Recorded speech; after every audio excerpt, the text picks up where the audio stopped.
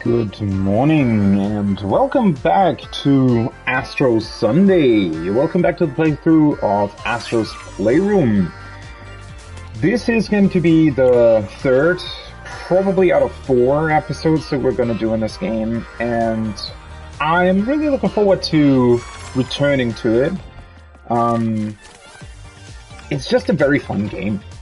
That's all it is. There's a ton of nostalgia packed into this. We touched on a lot of things during the 2 streams that we've already had on this game, and I think it's just a very neat experience of looking back. Obviously, the game isn't too big, right? But that's completely fine. I mean, it comes free with your PS5, so that's cool. And it's just a very interesting and nice nostalgia route through the PlayStation history, in my opinion. And they've done a pretty good job with it, especially showing off, obviously, mainly the new controller features of the PlayStation 5.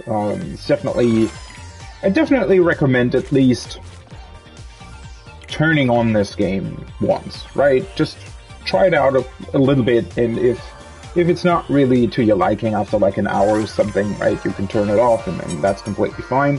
But I do want to play through it. I think it's just neat. And it's also a nice, relaxing way of starting off my Sunday, so that's why I like it personally. And as I said, we completed 2 out of the 4 available levels, at least as far as the game is showing us that. So I expect there to be... I want to get through the 3rd level today, which unfortunately there's no way to tell which PlayStation era you're actually looking at. So we've played through the PlayStation 2 era and the PlayStation 3 era so far, right? So there's the PSX and the PlayStation 4 era that's remaining. We'll see which one we get today, I guess. And yeah, let's get into it, shall we? And continue. I mean, if it is the PlayStation 1, then, oh yeah, this is still... I really like the feeling of this turning. It's just... it's very neat. Okay, let me get back into it. So, which ones are we actually missing? Also, the music's just really cool. I like this main theme that they've got going on, and also how it... pretty effortlessly transitions into the different stage music with the background vocals sort of changing and reflecting which stage you're entering. So yeah, we've done this one with the beach and the ice things, the cute little penguins, and then we've done this one which was called the SSD Speedway. It literally says that on the screen. And yeah, the cooling springs, we've gotten all of those. And then last time I finished it off by actually doing the challenge courses, which I didn't realize. So there's this section here, the network speedrun, where you can speedrun levels. And at first I thought this was literally just the actual levels, and you could speedrun them, and there would be a leaderboard and stuff. Well, there is a leaderboard, it's just they're actually different levels, which are specifically designed to be run, right? Whereas the normal levels are a bit more open, it's more about, well, finding the artifacts, right? Finding the puzzle pieces. Whereas this is specifically designed for you to be as fast as possible, right? Essentially a racing course. Just utilizing the same sort of level elements and features that the actual levels have. So I guess we're gonna continue with this one, the purple one, which is this one, the Memory Meadow. Ooh. Seems to be quite foggy. Yeah, so this looks like the typical RAM structure. Let's see where this goes. And most importantly, Gusty Gateway, which era of PlayStation it actually is. I like the grass that they've got going on here. it's supposed to be, wait, what are they called? Like, very small, flexible silicon strands, I guess? Connecting cables, these very, thin connecting cables that are often used on motherboard to connect motherboards to, like, different things and stuff. That's really neat. That's a very cool idea. Once again, the music's pretty chill. And they're all just so happy, right? The guy floating over there.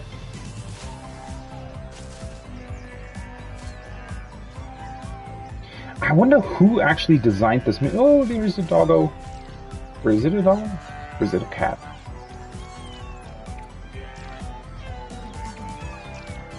It's actually kind of hard to tell.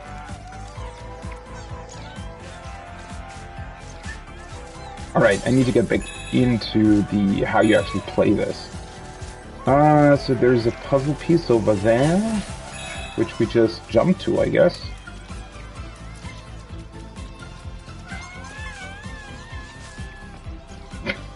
These guys just happy being here. Also the USB sign with the PlayStation logo on it. Very cool idea. I said that, I think, in the very first stream as well. You just feel like whoever designed this game truly had just fun doing it, right? They literally just went in and said, alright, how do we create like a very, very just fun thing to show off what this console can do, I guess.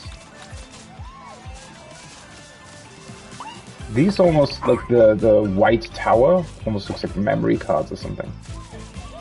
Can I throw that at the... Yes. Was it art? No, it's just square. Poor guy. Oh, he's gotta be fine, isn't he? Is there something else that we can throw that at? Whoa. How are we able to stand on this cloud?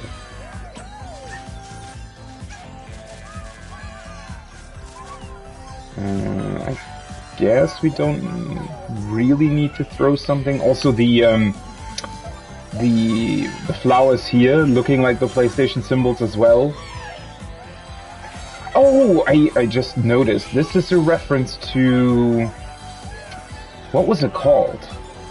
Wasn't it literally just called Flowers or something? Flowers? This is one of the first, I think, PlayStation 3 PSN games that I saw. Wasn't it also made by the same guys that made Journey? But I'm not entirely sure on that. I always wanted to play that, but somehow I never got around to actually do it. Ooh, it's windy here, huh? That cloud almost looks like it could straight be out of a Mario, doesn't it? Very much looks like a Mario cloud. Whoa.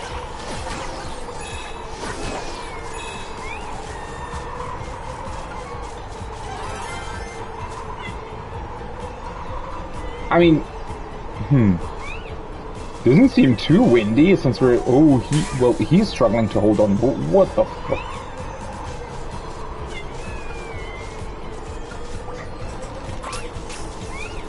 Can we somehow avoid it being windy, or is it just...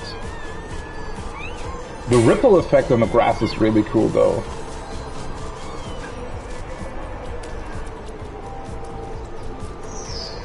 Whoa! What was that? Oh, and I also just realized that these connecting cables are actually they're the PlayStation 1 controller cable input thingies. These gray things here, that's how you connected your PlayStation 1 controllers to the console. Although I think, isn't this I don't actually remember what it was called. Was it also like a PlayStation Slim? I don't think it was. Wasn't it called something else? So the first PlayStation 1 was just this gray box, right? And then later on they did like a very, very small PlayStation 1 that was rounded off at the corners. And I think that's when they also changed the design of these cables to have rounded corners. I'm not entirely sure if they had rounded corners from the beginning. Might be the case, but again, I'm not 100% on that. What are they doing? I don't really recognize this game, I feel like. With the net and the, might have also been some PSN game or something that I just don't recognize. Also, even the structure beneath the grass, I didn't notice at first, but it also looks like a circuit board, doesn't it? Once again, just a very, very cool idea, how they include these themes. There's another cloud, blowing wind, most likely. Yeah. I thought this was just, huh? Oh, this is... I get it. This is supposed to be, what's it called? Like heat paste, right? That you put on CPUs. What's that sound? Oh, the flying things there.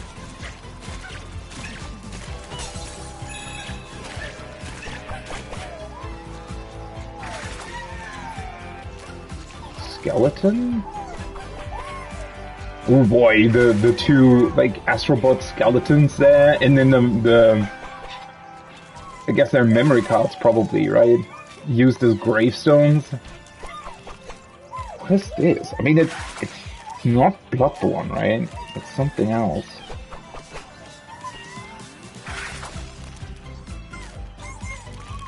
But a skeleton? Is there a game where you actually play a skeleton? Or is this supposed to be a reference to something else? I don't really know. I feel like a couple of these references are sort of going over my head, but then again, I haven't like literally played every single PlayStation game. I actually haven't played that many, to be completely honest. When we're talking about exclusives, that is. Oh right, I have the charged hit. Forgot about that.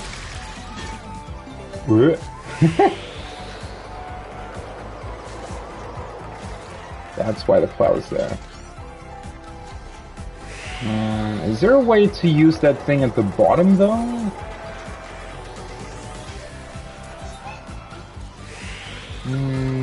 I guess we're going here first?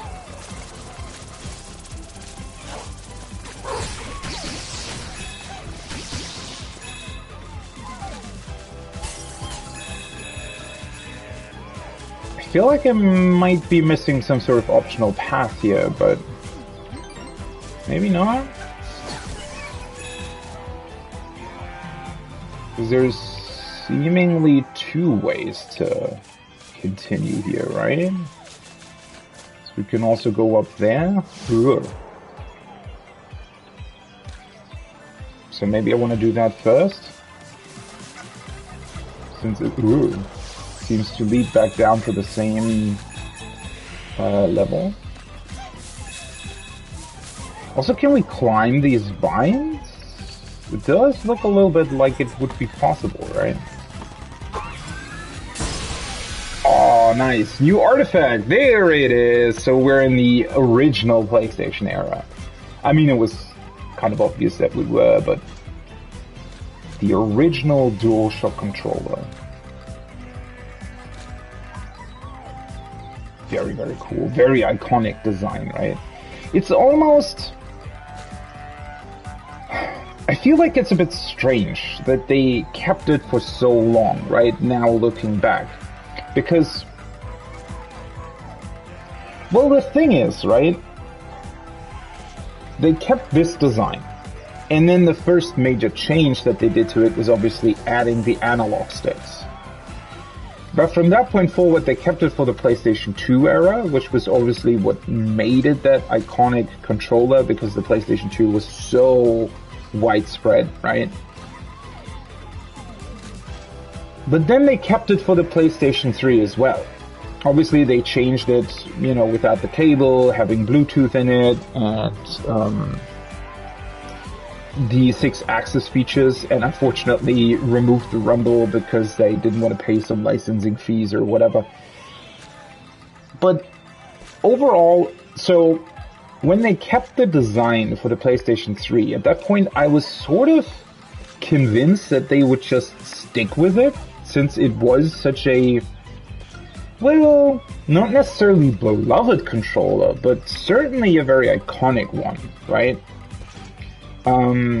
Although I do think that overall people were complaining about it, at least in the PlayStation 3 era. I think people sort of realized, oh wait, you know, this is, especially since by that point Microsoft and the Xbox 360 obviously had already been out, and I think a lot of people realized, you know, don't really want to say that the Xbox controller was better, because I don't necessarily think it was, depending on your own personal preferences, especially, and that's still me, I just don't like the two analog sticks being at different places, right? I just don't like that. I mean, I think that's the same with the Nintendo consoles as well. The Switch, for example, also has them at like slightly different positions. It's not a big issue for me. Like, I don't really care at the end of the day. If you're just playing a game, you know, you get into it, it's fine, right? But it's just a little bit less comfortable for me personally, right? And I get that that's a very personal preference, but still, I feel like if we're going back to this controller, I mean, maybe that's why, right? Maybe Sony originally thought that they were always going to stick with this design because they didn't really feel the need to innovate on it. And then Microsoft came in and said, oh, wait, you know, there is a couple of things that you might want to change about controllers. Especially, I think, you know, looking back on this controller design, it's not the most ergonomic. The handles, I guess, what would you call that? The handles on the right and left side, right?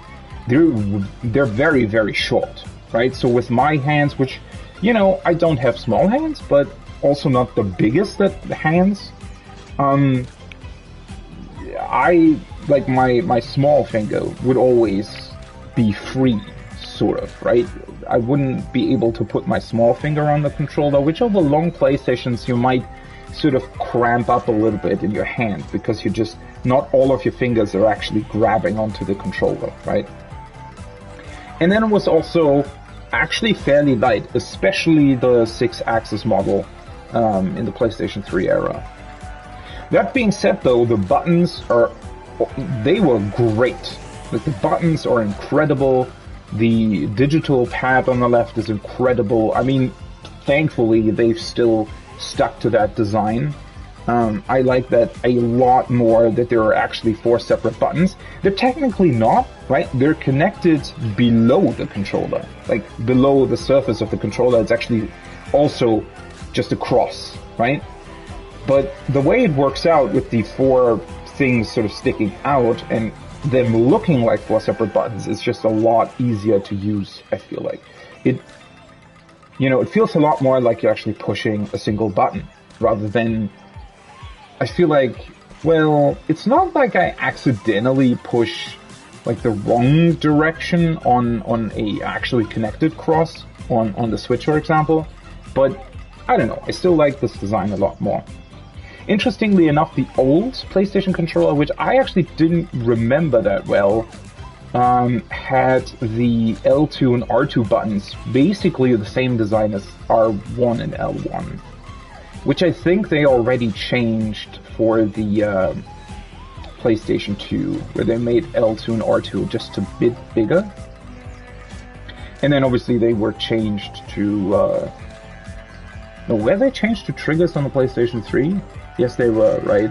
They were just, on the PlayStation 3, they changed them to triggers, but they were still like sloped inwards, which made it not exactly difficult to use, but you could certainly like very easily slip off of them.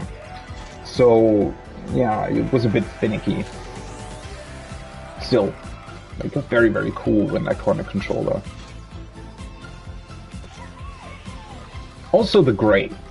I think the gray, although typically electronics that are gray, you know, don't look too great. And obviously, well, gray, the gray plastic has the disadvantage of, you know, over time, like changing to this ugly yellow color. But like this, when it's new, basically, I feel like it still fits PlayStation the most in terms of color. I don't know. I really like the gray, actually. Alright, let's get on with it. Okay, so is there a way to get up there from here? Can we jump on these?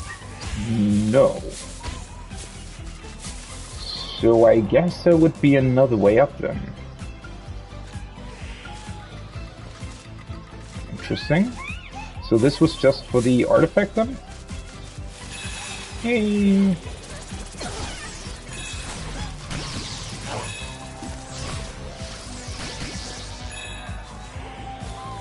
Ooh, he's slowly sinking into the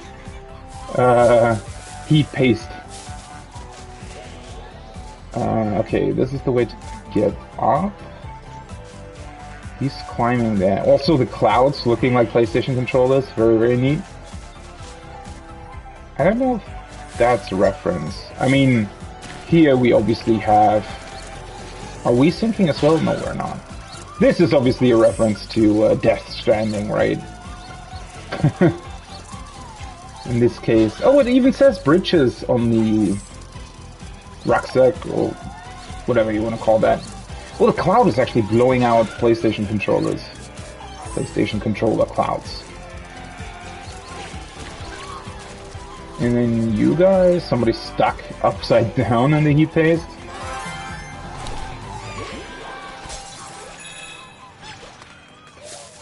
So, right, this would be the way to continue here.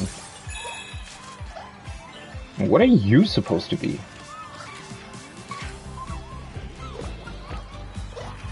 PlayStation letter as a head? Yeah, this one I also don't recognize. Oh, in this case it looked like the actual console, so he's changing between controller and console clouds, I guess?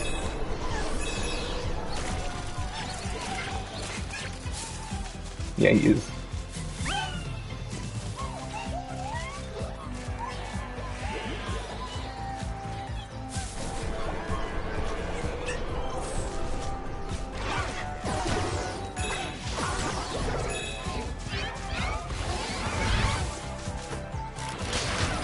Bam.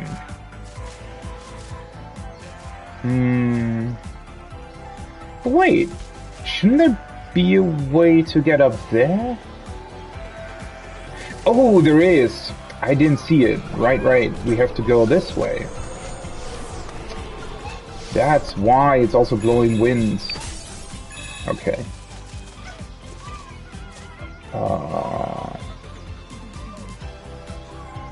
Who are you guys?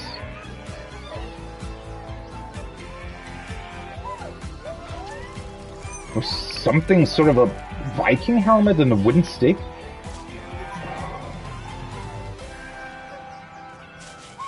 And also like a stone couch? Why do I feel like you're missing so much? Well, okay, so here's the thing, right? There might be a lot of references to like PlayStation 1 era games that I'm just not familiar with. That might also be the case. Because, to be completely honest, the first time I got a PlayStation was actually fairly late. There was even after the PlayStation 2 came out, because I started off, like my first console that I ever got, so the first like gaming device I ever had, except for a PC obviously, so alright, let's maybe just for reference, right? So the first sort of gaming experiences I ever had were over at a friend's house he had an NES, right? That was the first gaming experience I've ever had or seen, and we played quite a lot of that. And then later on, I also played some stuff on PC at other friend's house. And then the first thing that I ever got personally as a gaming device was a Game Boy Color, right? That was, I think, actually shortly after it came out, because there was so much advertising going on at that time, obviously, about that thing, and I just wanted to have it, right? And then the first actual console that I got was a Nintendo 64. That was the first actual console that I got. Although quite some time after it released, I think. Because the friend that had the NES back in the day also got an N64, right? And then I wanted to have one too, because I liked the game so much, right? I always wanted to be able to play them, and I couldn't always go over to my friends to play my own stuff, right? So, also, with single-player games, obviously, I liked, for example, Ocarina of Time a lot, right? And if you're sitting there with a friend, then you always have to swap, and you have to come up with a sort of system as to who plays when, and especially if you're like smaller kids, right? Obviously, that's not the easiest thing, right? You're not always the most reasonable when it comes to things like that, so obviously having your own was a lot better. And yeah, then I played PlayStation 2 actually over at a friend's, and we played a ton of like GTA 3, and well, his older brother also played Metal Gear Solid 2, I think, came out at that time. And I got a PlayStation actually because at that point the original PlayStation and the like upgraded version, I guess, that I was talking about, right, with the rounded corners, that one was very, very cheap, right? When the PlayStation 2 sort of became this really good, really like what's the word? Most wanted console, essentially, right? The slim version, whatever you want to call it, the original PlayStation was very, very cheap at that time. And I still have a couple of games that I wanted to play, like Yu-Gi-Oh! Forbidden Memories, for example, was one thing that I really liked on the original PlayStation, although it was really hard back in the day to play because you actually had to write down a bunch of fusion stuff, and without having internet, right, it was really, really hard to find out how it properly worked and to get actually through the story, right? It was pretty hard to play. But yeah, there were a couple of PlayStation 1 titles, but at that point, obviously, the PlayStation 1 era was practically over, right? So I got a couple of games that I still like really wanted and liked, and I never got a PlayStation 2, so a lot of sort of these games, either I don't necessarily recognize them or I have never played them myself. Obviously, you know, when I got older, and especially when, you know, internet was more of a thing, you just heard about a lot of games, right? So be it God of War, or what other great PlayStation titles were there on the 2? Well, Metal Gear Solid, obviously, right? Even though I hadn't played those myself, at that point you still knew about them, right? And you knew a lot about them, actually, from just reading gaming magazines. That was also a big thing back then. But also, again, when the internet came up and all that kind of stuff, I then knew about those games, even though I hadn't played them myself. Whereas with the PlayStation 1 era at that point, obviously there was no way for me to know about any games. Because if nobody else in sort of my friend circle played it, I just didn't know about it, right? Where would I have gotten the information from, right? It just wasn't really possible unless maybe they did advertisements for those games, but that was also a thing, right? At that point, I was mostly watching, I guess, sort of anime in the realms of, again, Pokemon, maybe Yu-Gi-Oh!, Detective Conan, whatever you have, like, things that ran back then, right? And I think their ad structure was mostly targeted at, like, a younger audience, right? And PlayStation didn't really fit that concept, I guess, right? They mostly advertised or the Game Boy Color, for example, later on the Game Boy Advance when it came out, the Nintendo 64, GameCube, those kinds of things, right? And then, for example, I still remember the original Zelda Majora's Mask advertisement, because that was, as a kid, that was some shit, with the moon coming down, right, and getting closer, and I think there was like a guy sitting in a, well, not necessarily skyscraper, but certainly like a tall apartment building or something, and the moon was essentially starting to crush the building from the top, right? Well, he was still playing and trying to get the game finished before the moon, well, killed him, essentially, right? Nice advertisement for children, but it worked, right? I mean, it was incredible to see. That's definitely stuck with you, right? But yeah, for some reason they had more ads like that. PlayStation ads were very rarely seen, actually. And so I guess that's also why I probably didn't really get into PlayStation that much. And then also, again, at that time, like my earlier friends during like preschool and so all the way up to I was like 10 years old, most of my friends didn't really play PlayStation either, right? They mostly played Nintendo consoles, or maybe on PC. If they had parents who had a PC at home, not everybody did at that point, right? And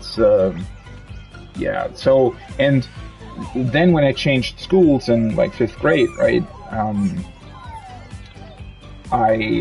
At that point, there was actually a couple people who played PlayStation, right? And so that was when I also learned sort of more about that side of video games. But that's why some of these like original PlayStation game references that might be in here, like this one, right? I have no clue what this one is. I don't know whether or not it's from the original PlayStation. Maybe it might be something that I should know and just don't recognize. But yeah, that's why I definitely don't know that much about PlayStation. The original one, that is. No idea why he's eating grapes. Although those grapes certainly remind me of the Final Fantasy XIV grapes that have sort of become a meme because they were so low res, and then they changed them, and yeah, it was a whole thing as well. Now those poor fellows need to fall down again for me to get the coins. This might be another puzzle piece or something? No, another artifact. Nice. What the hell is this? You'll have a ball with this. I actually don't remember this being a thing. So they had an actual mouse for the original PlayStation. I wonder if any game ever properly used this. That's cool.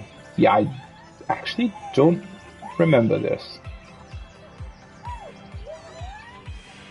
Also, look, it does look very basic, right? Obviously, it has the PlayStation symbol on it, but it could just literally be any computer mouse from the 90s. I feel like they all kind of look like this. Especially with the, like, slight pattern on the left mouse button. To be more easily, I guess, recognizable with your finger. And scrolling wheels were not a thing back then, right? Just to remind you, you had to scroll by actually using the scroll bar on your monitor. And yeah, obviously, no laser or anything going on here. This still had the ball. Which I really, really liked. I don't know, so at least with the original PC that my parents got when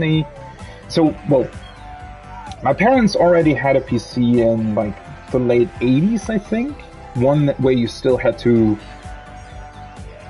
well, sort of know at least some like programming to even use the PC, right? And to even boot it up, you had to insert like a disk, not a disk, but the, what's it called?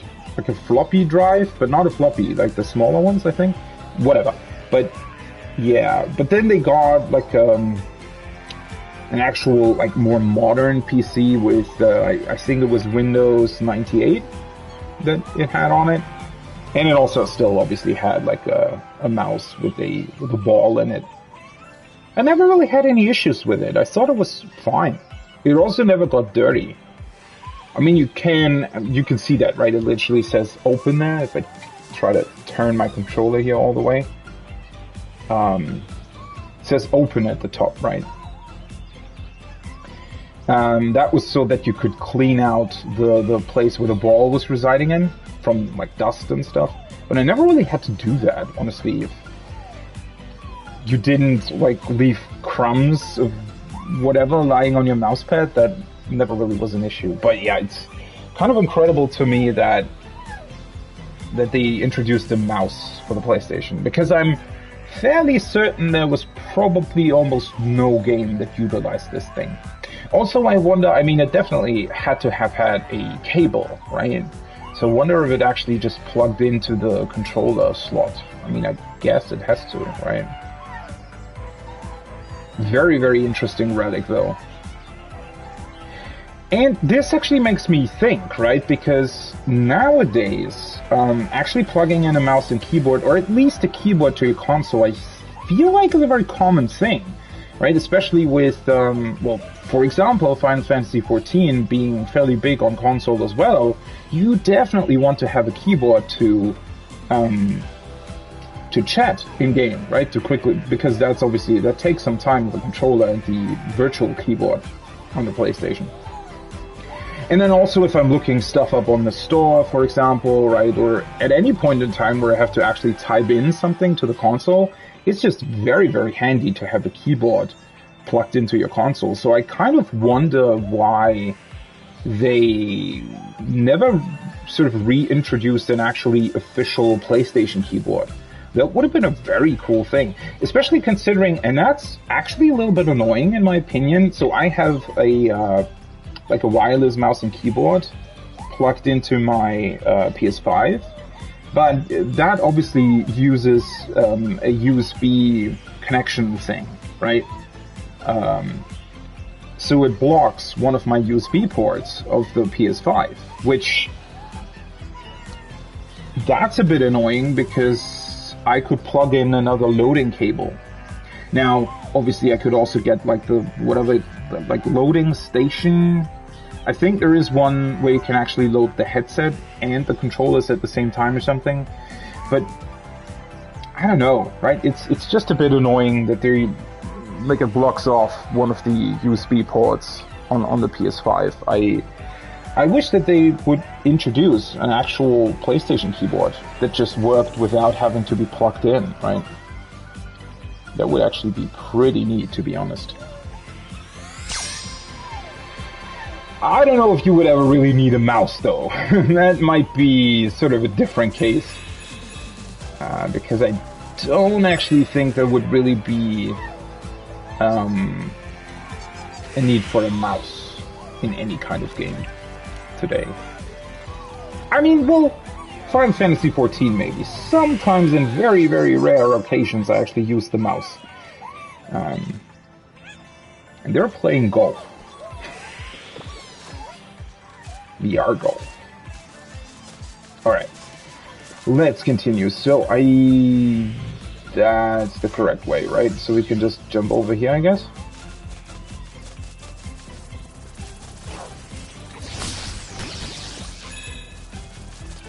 Kill you first. And then activate this. Oh, it's getting windy again! Aw, he's sort of hiding behind the small, like, patch of flowers there. It's getting even more windy, I feel like. They're just barely holding on.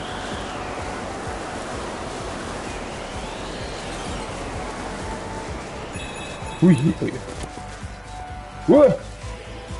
Is it starting to rain? Does he have like an automatic umbrella pop out of his head? That's cute. Also, it looks pretty great. I want to have an umbrella like that. For some reason, I really like the see-through umbrellas. I don't know why, but I really like them. Sort of makes you feel like you're not actually... Like, with a normal... I don't... Well, it's not that I don't like umbrellas. It's more like I just hate having to hold them. right? So I don't bother with them. Also, you have to like put them somewhere, right? So if you're like, especially if you're using public transport to get into the city or something, you don't want to be running around with an umbrella the entire day, right? So I don't really use umbrellas at all. But if I do use them, or if I'm with another person, right, and obviously we're using an umbrella, then I think like a see-through one, I don't know, for some reason, it's like those panoramic roofs that you can get in cars, right? Just feels like, for some reason, even though obviously if you don't use an umbrella at all, technically the sky is just above you, right?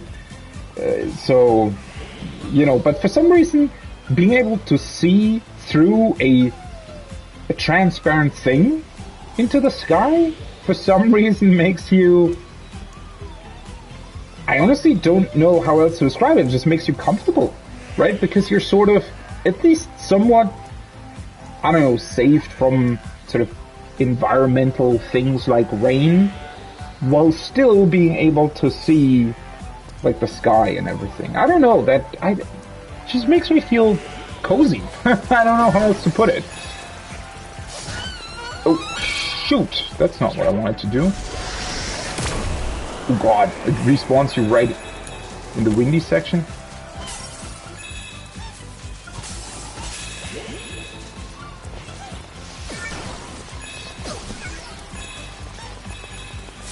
Okay, get you as well. Oh, that's a reference to, what's it called? The Last Guardian, right? Haven't played that one either. Although I do own it. I think it was on PS Plus at some point. So I might be playing through that in the future. I just want to check. Are we, like, missing something? Oh, that big coin over there. Did I not get to that? I don't think I actually did. Well, there's nothing else here, unfortunately.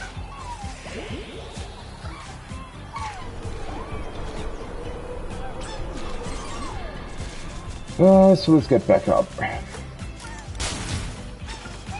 You always want to make sure that you actually look all around the actual level, because there's, more often than not, there's something at the side that I'm missing. Although I think... Well, I found the 2 artifacts. I can just look into the menu, right? I'm still missing a puzzle piece. Wait, what does it say? Didn't it just... Oh, well. I mean, the level still continues somewhat, so... Puzzle piece might be here somewhere.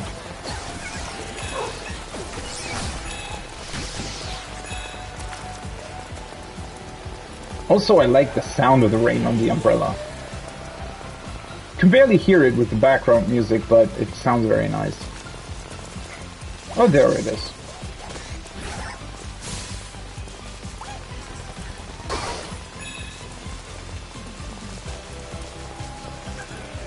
He's trying to... I mean, you realize that it's still raining, right?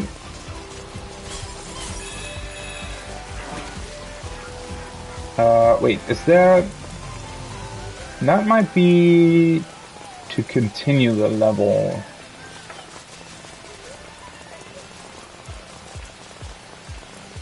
Let me see. How are we getting to...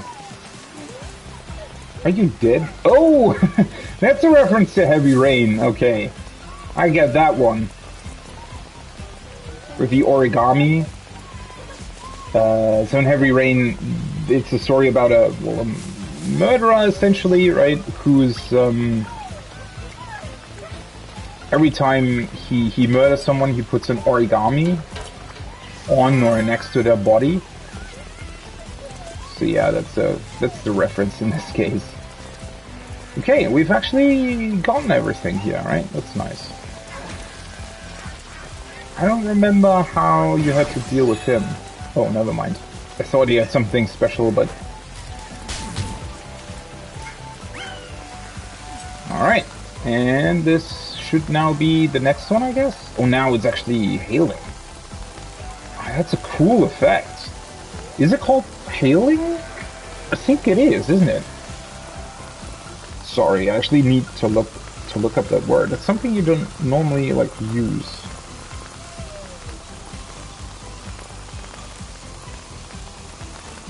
Now, of course, it's not working. Yeah, hailing. Hail.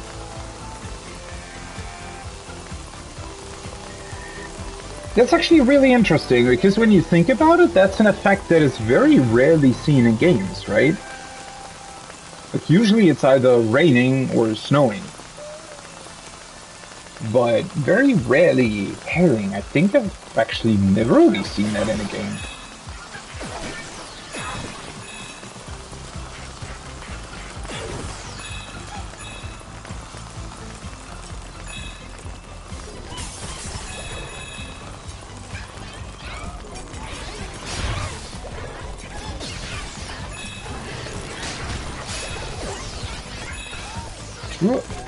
It's actually a bit more complicated if you have to fight like 5 enemies at once.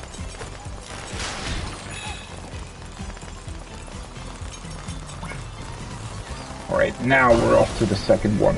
Oh, that's a, that's cool.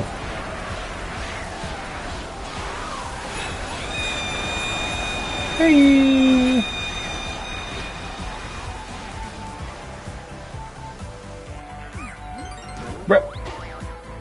Fast lane fields. Now we're actually in the clouds. Ooh, with the PlayStation symbol background clouds going on here. Very beautiful. Almost like a Candyland vibe.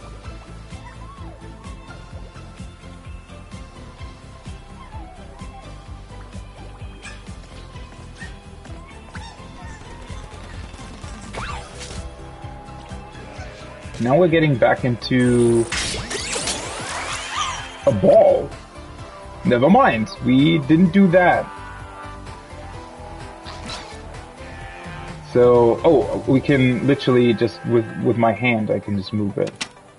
This is the PlayStation, like original PlayStation button thing. Oh, that's fun! Wait, can I control it? Oh, I have to control it with the touchpad, alright. Well, that's, bit awkward. I feel like, wait, can I not turn my camera? Apparently I can't. I guess because you have to use the touchpad. But I mean, I want to explore this, right? So he's just eating popcorn. What are you guys doing? Are you? They're playing baseball. Probably a reference to MLB. MLB The Show, I think it's called, which for some reason is actually a PlayStation exclusive baseball game? I don't know why it was PlayStation exclusive. Maybe they just paid the rights or something. But now I think it's coming out on the Switch as well. I mean, I'm not really, you know, big about baseball. It's not really a sport I watch. Because it's more in... Well, Japan is pretty big about baseball too, right? And then obviously the US. It's not really big in Europe though. So, well, yeah, for some reason that was always a PlayStation exclusive game. There's some bunnies over here. And here we can actually bowl. I think I actually, I think I mentioned that when I was doing the, when we were in the section for the PlayStation 3, right? I mentioned that they had this bowling game on the PSN. I don't know what it was called. King Bowling something? And it was actually a lot better than the Wii Bowling, and it had motion controls as well, where you would hold the PlayStation 3 6-axis controller essentially exactly like a bowling ball, right? So you would put like your middle and your ring finger, you would sort of like wrap around the controller, and then the thumb on the other side, right? So the 3 fingers you hold a bowling ball with, and then your pointing and small finger were on the triggers or something. It worked really, really well, like really well. Much, much better than the Wii bowling controls, which, you know, sort of showed off how good motion controls can be if they're implemented right. Unfortunately, it was about the only game that actually had properly implemented motion controls on the PlayStation 3, which is kind of a shame, right? Oh, what is this? That's fun. Doot doot. Is this supposed to be some special material, or is it literally just supposed to be a racetrack? Ooh, what's that big thing?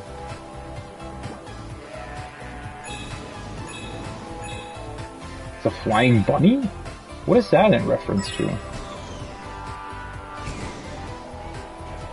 What game has a flying bunny like that? I feel like I'm sort of missing stuff here. Ooh, so we have like a very difficult track on the left, and then I guess an easier one on the right? Why? Oh, I think there's an artifact here at the end. Ooh. I mean, the controls with the touchpad actually work pretty great, all things considered. Ah, there it is, the original PlayStation memory card. So long overnight pauses. I think I talked a bunch about the memory card in the PlayStation 2 section, right? It's basically the same design. I just think that didn't the original PlayStation only have like 1 megabyte of memory? Whereas the PlayStation 2 then had like 8 or 4? Something like that? Yeah, I think it originally only came with 1 megabyte of memory. Which is insane if you think about that, right? I mean, nowadays, there are literally save files, like one single save file, right? There are like hundreds of megabytes.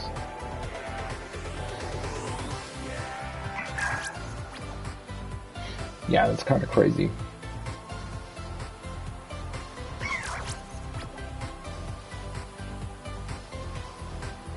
Very, very cool.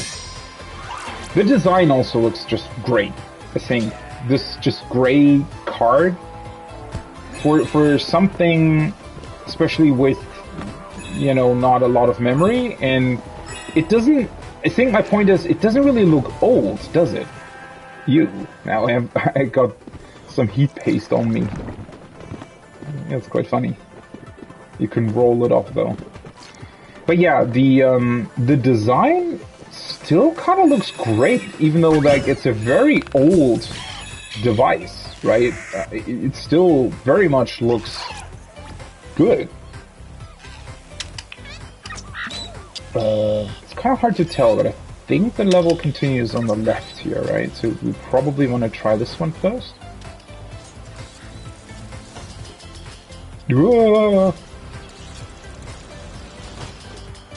Well, at least they give you these sections to sort of land on. Aha! There's the next one.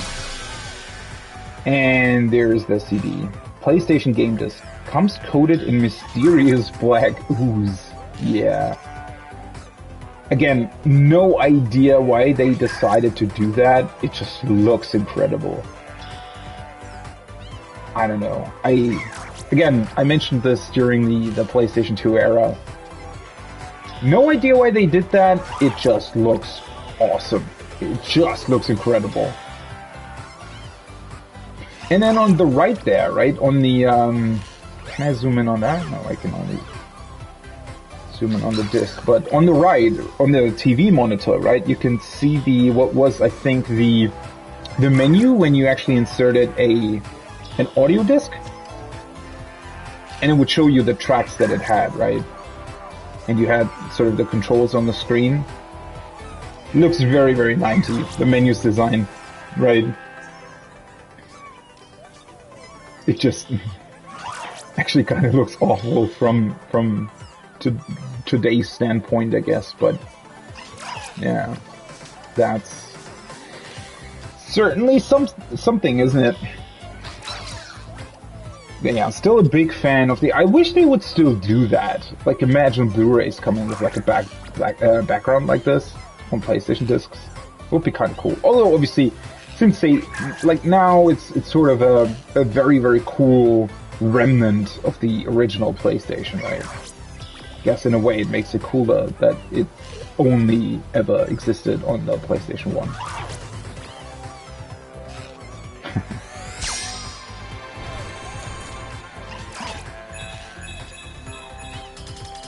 Oh, now we have... Oh, that's cool. They actually give you a proper bridge for the rollback, I guess. Boing. These jumpy pads are cool as well. And then we have sort of a stone-built controller, once again. Where does this lead? Ooh, there is a puzzle piece. Nice. What are we still missing here? One puzzle piece. Okay. I wonder where that is. Hope I haven't missed it.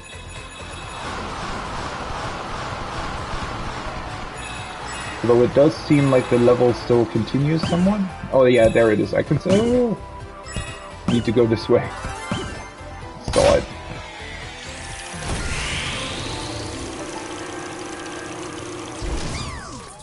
Nice. Electro cloud. So now we're in the upper cloud layer, I guess, where a thunderstorm is brewing. Ooh, actually, wow. It's a cool effect, right? Because the cloud's sort of moving towards you. If you're, especially if I'm looking over there, sort of looking at the, I don't know, the background. Sometimes it looks like the whole level is sort of moving forwards. Very nice effect.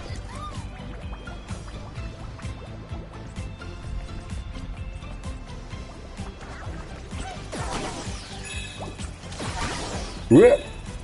Oh, that's funny. If you like fall back down, you almost fall into the cloud. And then you sort of bounce back up.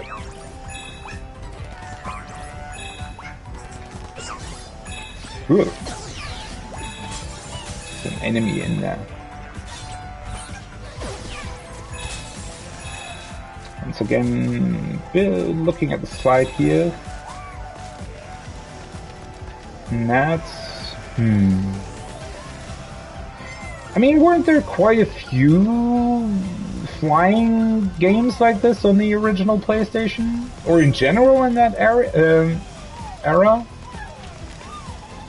I mean, nowadays, there's still Ace Combat, right? But these sort of games that were just spaceships or like these jet engine airplanes, that was also kind of a 90s thing, right? Or even 80s for that matter. I remember, for example, the friend that I mentioned who had an NES had, I think, multiple games where you essentially flew like a jet engine airplane or a spaceship that was similar design through levels.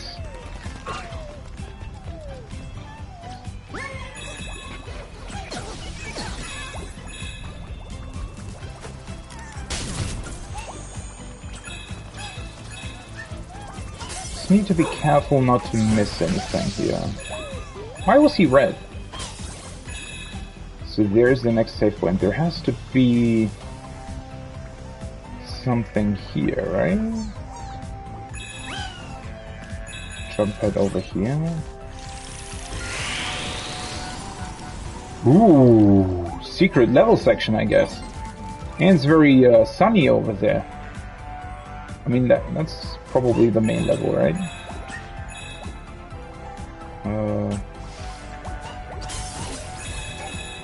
Ooh, who are you? Is that a... Ghost of Tsushima reference, or is it something else? It's a bit hard to tell, right? I mean, there are probably a lot of samurai games throughout the ages, I guess. Ooh, God! Why are the clouds falling down? I didn't realize that they were sinking so quickly. You have to be pretty quick if you're jumping on them. So I guess I want to jump over to the puzzle piece first. Yeah. Oh, and he's just... Oh, they come back. All right.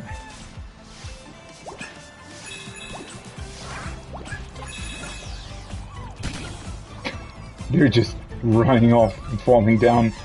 This could almost be a scene out of Dark Souls, right? Praise the sun and all of that. Also, the camera is purposefully turning towards the sun. Nice. New art. Oh! I do remember this one. PS1 LCD monitor, flipping genius.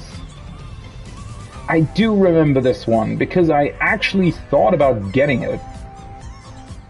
Although this one, was there also like a second iteration of it? Because this one already has the PS1, like the upgraded symbol on it. Like if you look at the top of it, right, the very top, it has the PlayStation logo, and then it says PS1.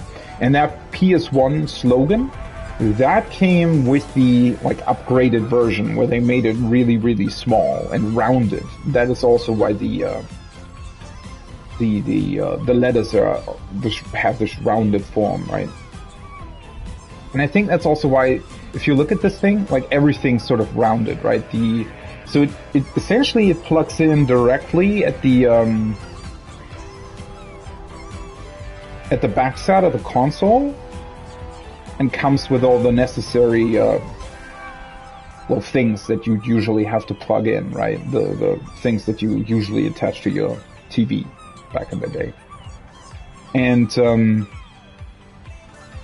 it has a form that essentially forms around the PlayStation. You can see that it's sort of dented inwards, so that it was only able to be attached to the small PlayStation, which kind of makes sense because I guess the original one wouldn't really have been something to be able to carry around with you, whereas the smaller PS1 technically, I guess, would have been able to be carried around. Although that would have still been awkward. And, I mean, didn't you still need somewhere to plug it in? So, I mean, I guess if you went on, like, a longer train ride or something, like, usually trains came with, well, did they back then? Maybe in Japan they did, with places where you could plug things in. It's a very neat design, though, right? Especially because it's, like, it folds downwards, right? So it and it has, like, if you see at the top right and top left, it has these small I guess rubber things, so you could like fold it inwards and it would just lay on top of the PlayStation itself, right? So in a way, very neat design, very yeah, pretty small overall. Certainly fairly, like, if you just had a slightly larger bag, you would have easily been able to carry this thing around, right? I mean, the screen quality back then probably wasn't the greatest. I'd imagine that it was probably not really all that bright. But yeah, the issue with having to plug it in, I didn't really think about that at first. I mean, I definitely remember this being a thing. I don't know why I do, though, because I certainly never saw it being sold anywhere, so it must have been maybe in a magazine, some advertisement, something like that. I probably read it like a test article or something in a magazine back then. It can only have been something like that. Couldn't have really been like these kinds of extra devices. They were really, really hard to get back in the day, right? It's the same for all of the attachments that Nintendo brought out over the years, like the Game Boy printer, the Game Boy camera, those kinds of things. They were really, really hard to get here in Europe. I mean, some of them straight up didn't even release here, right? They were either only sold in Japan or maybe in the US as well. Which I do remember. I was very annoyed at one thing, and that was the. I don't know what it was called exactly, but I think it existed for. Was it still like a Game Boy attachment, or was it for the Game Boy Advance maybe? Probably for the Game Boy Advance. And it was a card reader, right? So, there was a, at some point they changed Pokemon cards, right? From their original design to a design that had like a very big, border on the side, like on the left and bottom borders of the card, essentially. and it had these like almost like a barcode on it, right? And in Japan, they released an attachment for the Game Boy Advance where you could slide the cards like through the attachment, and it would read what card it was, right? And I think it was, well, I don't know what actually existed for it. I think it literally just had some sort of database for a couple of card series, right? Because they didn't actually do that for too long. It was only like 2 or 3 years where the cards actually had those barcodes on it, and then they changed it back to a design without it. Because, to be quite honest, especially the cards that they first released with those things on the side, they looked like really, really ugly. It really wasn't a nice card design at all. And so I think that's also why they changed it. But at the same time, it also didn't really ever fulfill any sort of function. It was literally just a gimmick, right? You could get the attachment, and I don't even know, it was probably fairly expensive as well. And then the only thing that you were able to do is swipe the cards, and then I guess the Game Boy would just tell you, oh, hey, it's this card, right? And you could look at it on the screen, even though you owned the card itself as well, to even be able to do it, right? So like a very weird thing. I mean, I'm fairly certain that these were actually sold in the EU as well, but yeah, it was probably very hard to get. And obviously back then, I mean, well, eBay, I think, already existed, maybe? But, yeah, I mean, you couldn't just order things off of the internet, right? That wasn't really a thing. So, I mean, you could, but again, we didn't really have, like, Amazon wasn't as big, like, not nearly as big, right? And didn't they start selling books or something? So, yeah, if your local electronics store didn't have these things, then you were kind of screwed, right? Still a very neat idea, though.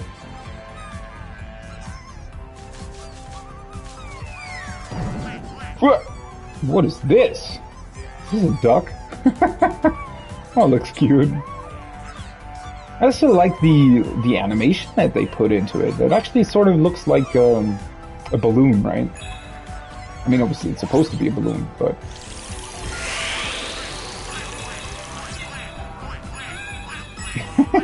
It also quacks. Alright, back to the actual level.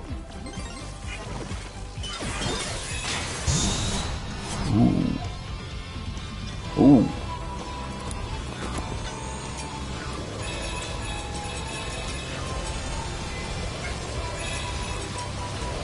Puzzle piece.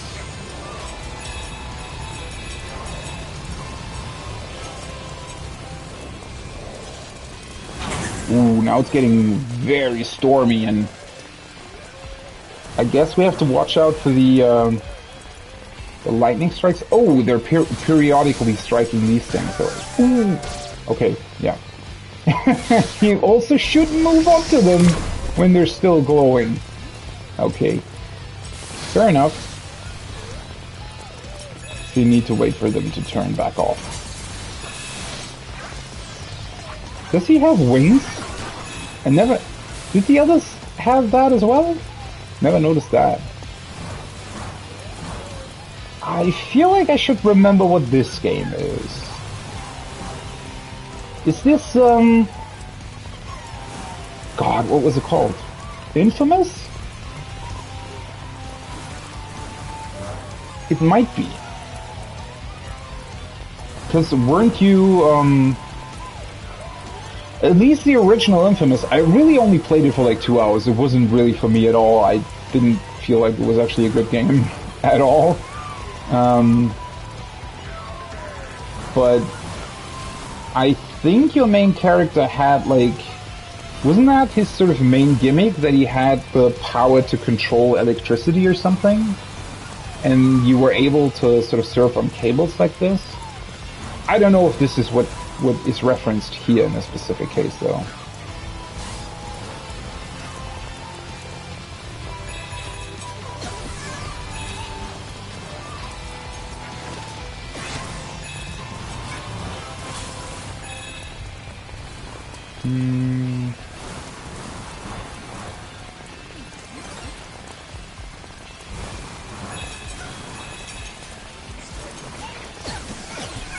I guess there isn't really any optional part here. There's a puzzle piece here, and then we can go to the left over there, alright?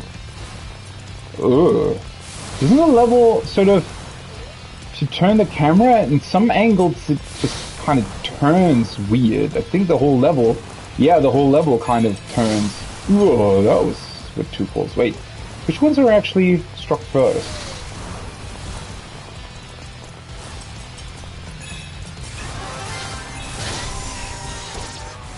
Oh, I do think I got the puzzle piece though. Yeah, I did. Ooh. This is actually, yeah, you just have to wait till they come back around. Otherwise, it's, the time frame's too short.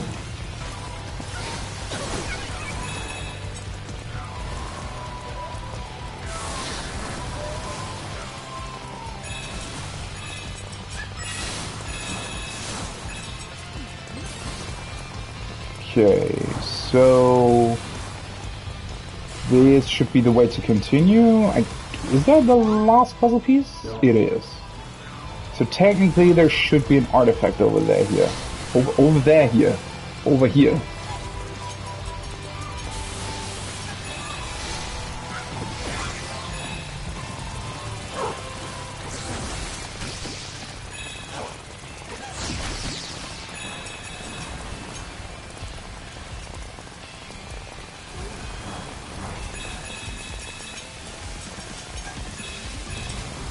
Oh, I missed one coin.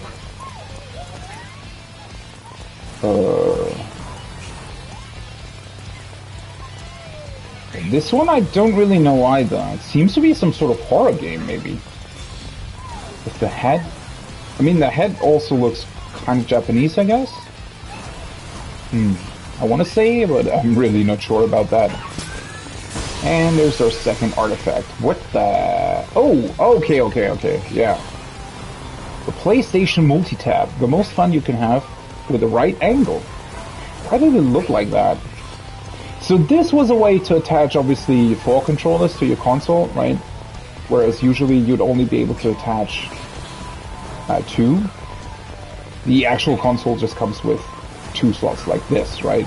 2 memory card slots, 2 controller slots. And then you were able to get this.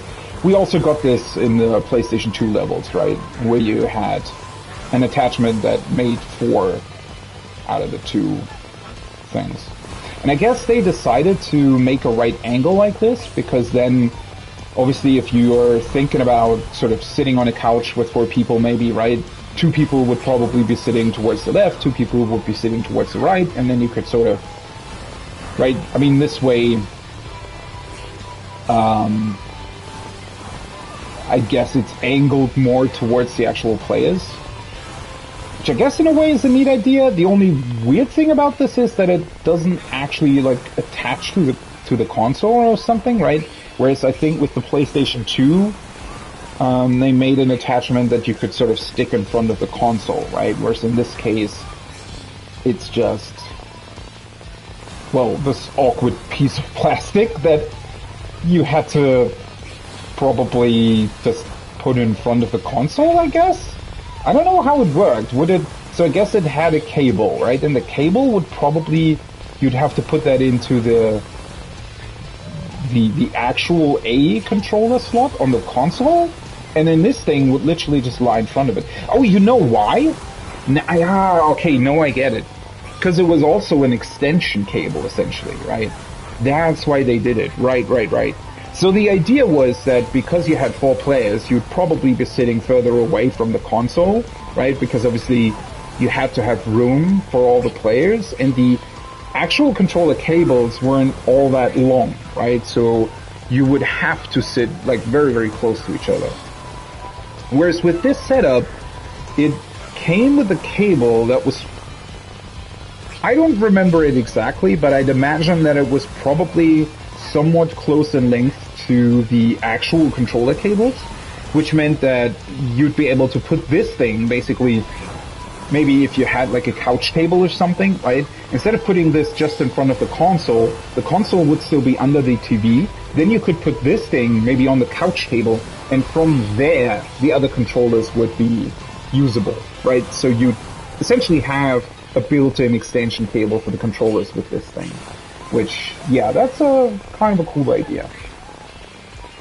I do still wonder, same thing with the PlayStation 2, how many games actually utilized 4 players though? There were quite a few, I think. Also, a couple of really, like I guess widely, I don't want to say famous, but widely played games. Especially, I mean, racing games probably. And it was all, well, obviously it was split screen, right? Which is also interesting considering the power requirements of actually doing split screen, right? I think there had to have also been maybe a shooter or something.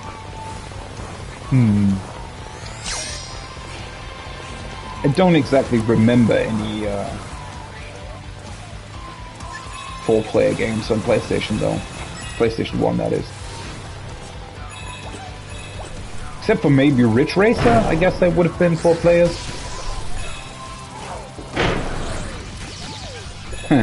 These giant TV monitors are very reminiscent of the Mario blocks, right? That are falling down. With the eyes like that, they actually look very similar. I wonder if that's actually designed after a specific Sony TV? Although I guess a lot of Sierra TVs probably look like that.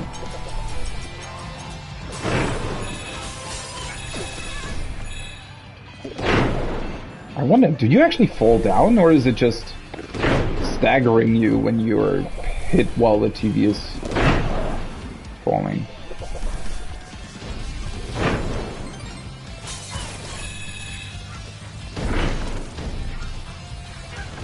He's very small. I didn't...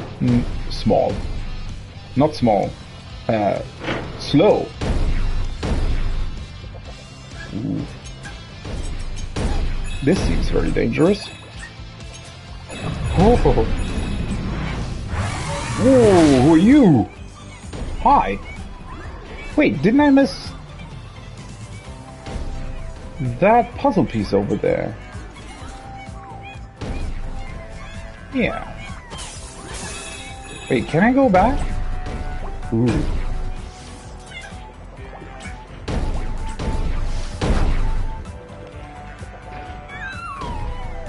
So, oh yeah, I can't go back. Nice. Oh, it's this way. It's the last that we're missing, right? Nice, nice. That's why this is here. So that you can get the puzzle piece. Nice. Alright, now we can move on to the last section.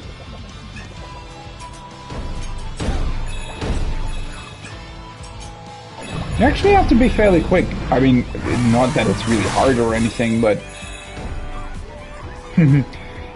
this big robot guy is very reminiscent of that one, like... Wasn't it also like a 90s... well, not anime, but the movie with the big robot guy? I don't know what it was called. He reminds me of that, though. Ooh, and now we're above the cloud layer again. Thanks, buddy. Looks kind of sad. He also... like, his helmet looks... slightly bit like a stormtrooper for some reason. It's also kind of cute how he nudges you onward towards the next level. The Bumper Broadway.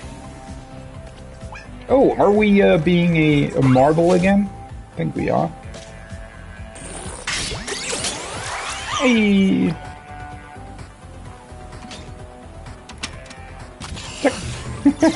I like the section where it looks exactly like the original PlayStation. Oh, we're actually playing pinball now. Ooh.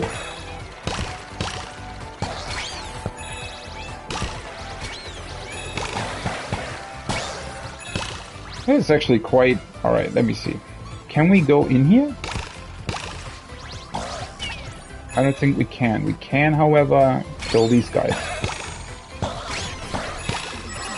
There's a puzzle piece, and then this has to be something. Oh yeah, it's another puzzle piece as well. Oh, this is really fun! Now I wonder, see, this is why I actually like these games especially, because they have these, like, neat ideas where you kind of wonder why this hasn't been done before. So there's a couple of actual, like, pretty good, quote-unquote, normal pinball games on PlayStation.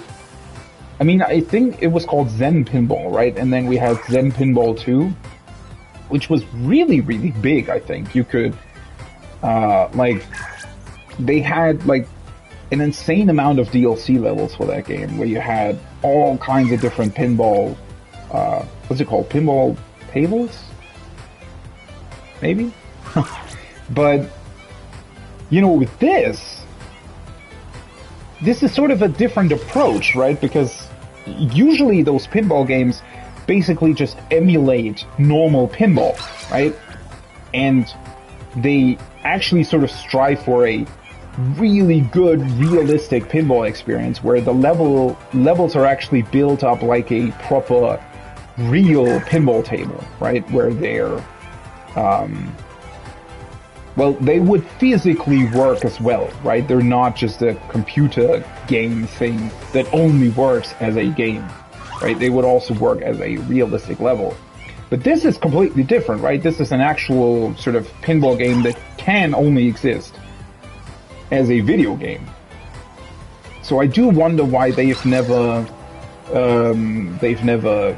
tried to do something like this, where you literally control sort of a pinball thing, and I don't know. I mean, see what I mean, right? It's essentially this. Like, it's really fun. Although kind of hard to control if you're constantly being bopped around by everything. All right, I think I have everything here. We got 2 puzzle pieces, right? I guess for him we need to be fast enough. Yes.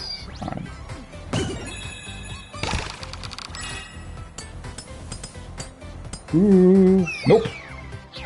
I wanted to turn around. I saw the puzzle piece.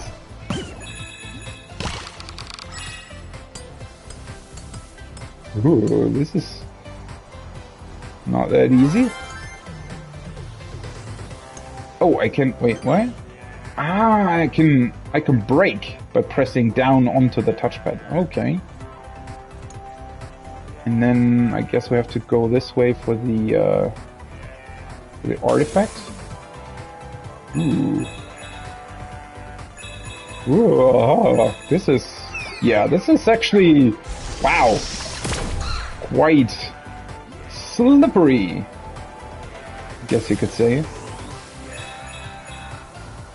Especially because the camera angle sort of, the camera angle makes it really hard to actually get the corner.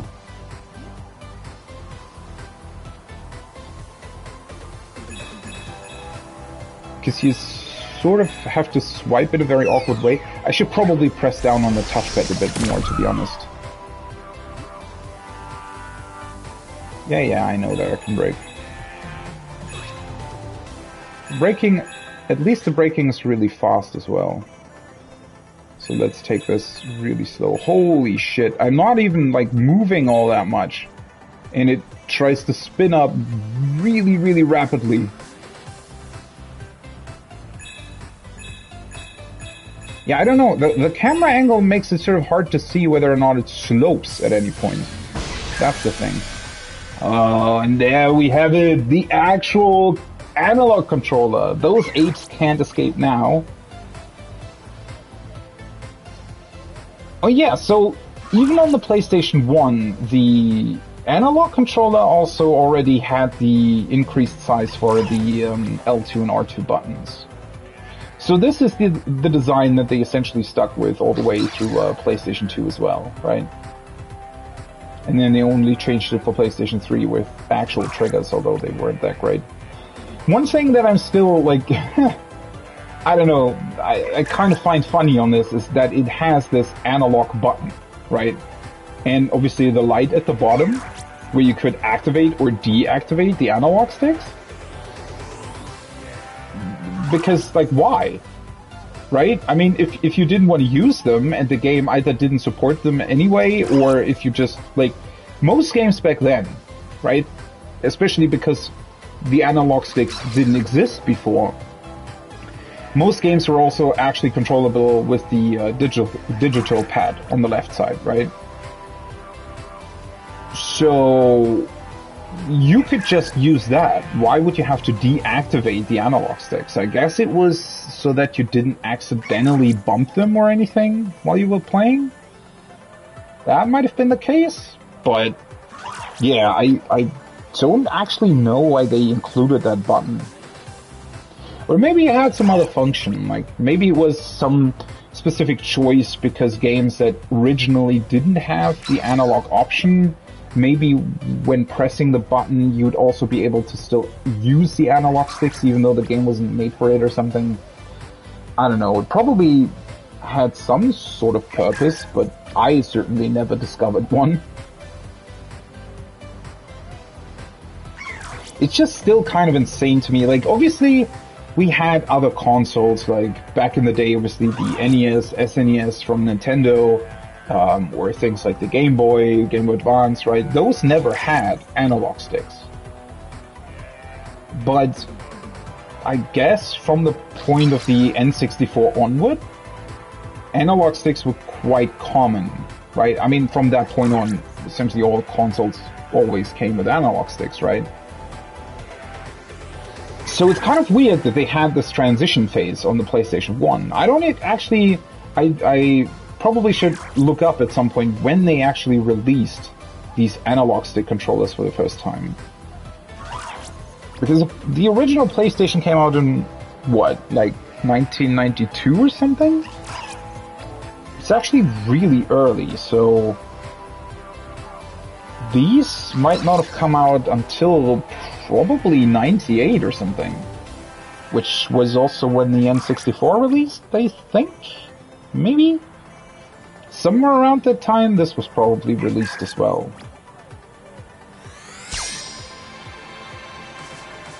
So yeah, I do wonder how many PlayStation 1 games actually properly utilize this. There's something back here. Oh, that's where I came from. Yeah, never mind. I specifically went up there to get the, oh, that's not where I want to go. I want to get the puzzle piece. And then this...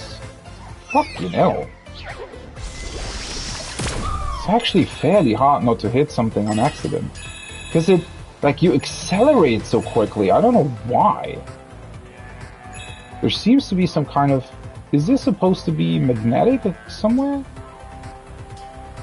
Like, it sometimes just rolls on its own, I feel like. Ugh. Alright.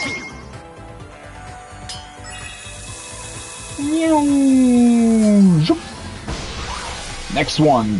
What the hell is this? The Pocket Station, big in Japan. Yeah, this certainly never released here. The hell is this anyway? Interact? Okay. Wait, what? So was this supposed to be... What? Was this supposed to be their original sort of competitor for the Game Boy, maybe? I didn't realize that Sony tried to get into the handheld market even back in the day. I thought their first handheld actually was the PlayStation Portable. Yeah, I absolutely no idea what this is. I don't think that I've ever seen it before either. It also kind of looks weird. Pocket Station. It does have the like upgraded letters though from the PS1 that I mentioned earlier, so it must have come out later when they had already introduced the, or at least close to when they would introduce the slim model for the PlayStation 1. And I guess this has a battery and a speaker as well at the back. Yeah. This isn't actually like the Game Boy though. It almost looks more like a Tamagotchi device, if you remember those things. And maybe it was something like that. This almost looks more like an extension to the PlayStation rather than a device all on its own. Because, like, the things at the top make me wonder, is that some kind of infrared thing that could send signals back to the PlayStation? Although I don't think that the PlayStation actually had an infrared receiver, right? Although maybe it somehow worked together with a TV or something? Or maybe those are just, like, lights? No idea. Also, no idea why you can, like... So this way, there are actual buttons, like, beneath this thing, right? And then you have buttons here as well, for some reason. Why are there two sets of buttons? And then what are these slots at the bottom about? Or can you, like, plug this in to somewhere? It looks like it, right? This looks like it would plug into something. But I don't... Was there somewhere on the PlayStation where you could plug this thing in?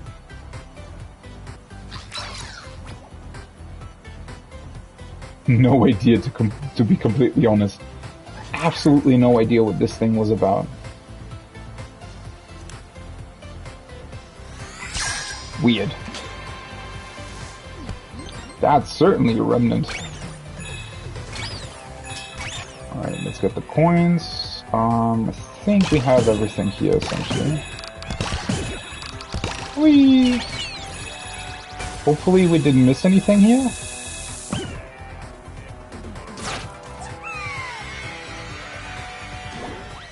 This is the end of the level, right? I feel like are we still missing an artifact, or are we getting this here? No, I think the last artifact is always at the very end, right? Which should be the console itself. Where are we? Are we actually... Did we jump out into space?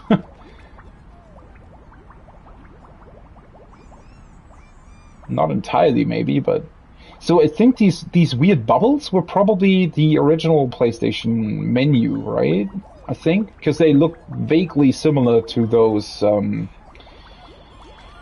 button controls that we saw earlier on the CD player when you plug or put an actual audio CD in the PlayStation. I think this probably was the original PlayStation menu design.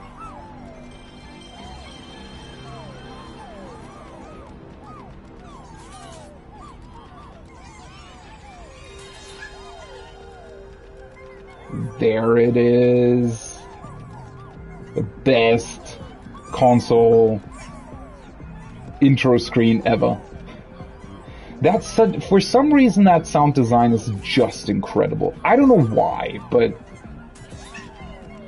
I mean, obviously it has a lot of nostalgia attached to it, right? But still, I mean, the PlayStation 2 had somewhat of an iconic intro as well, but nothing like this. For some reason, this is just... I don't know. It's just incredibly iconic and such great sound design. I still wish that they would have... I guess somewhere in the new sort of console intros, maybe the notes are still vaguely similar to this. But I do wish that they would more directly actually reference this original intro screen. I like all of these CRT TVs. They look incredible. Although a bit low res for some reason. The texture. Well, whatever.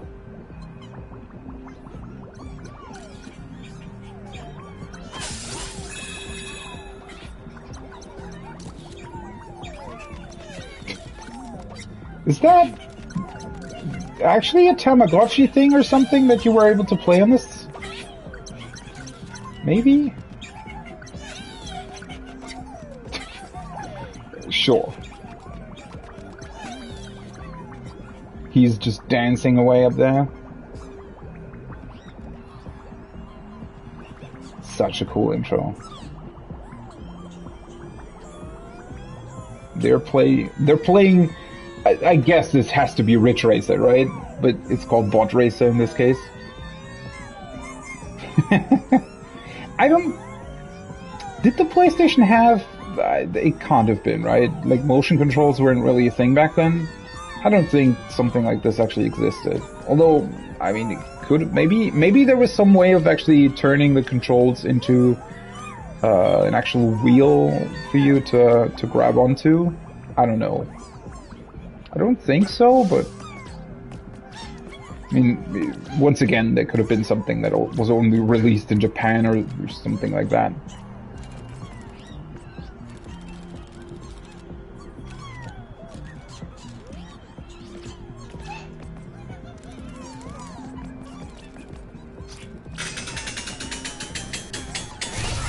There we have it. Bam! There it is. The PlayStation 1.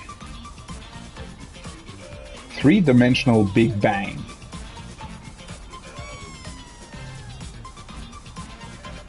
Memory card slots. In a way, a very basic design, right? Just a gray box. But I think it still pulls it off pretty well, all things considered.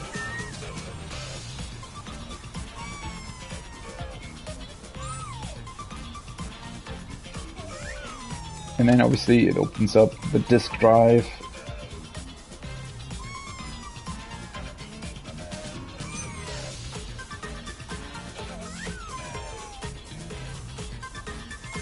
So very interesting. I think I saw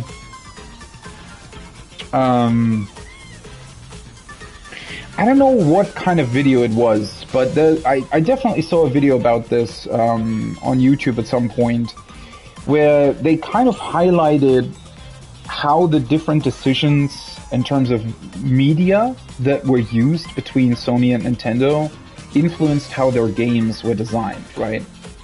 And so obviously with the CD, you had a ton of storage space, right? I mean, again, remember when this thing came out, and remember that a CD had a storage space of over 700 megabytes.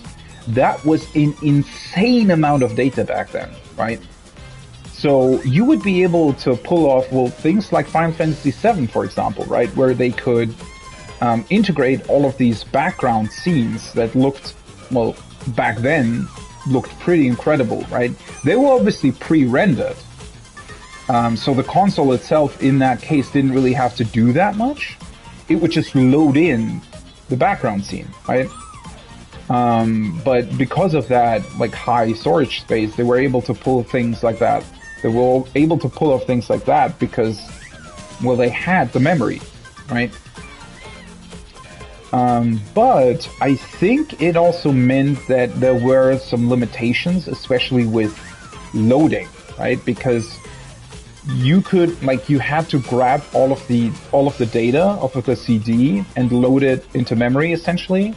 So, and memory was probably a very, very sort of rare resource back then, right? You had to be, you really had to think about what you would load in and what you wouldn't.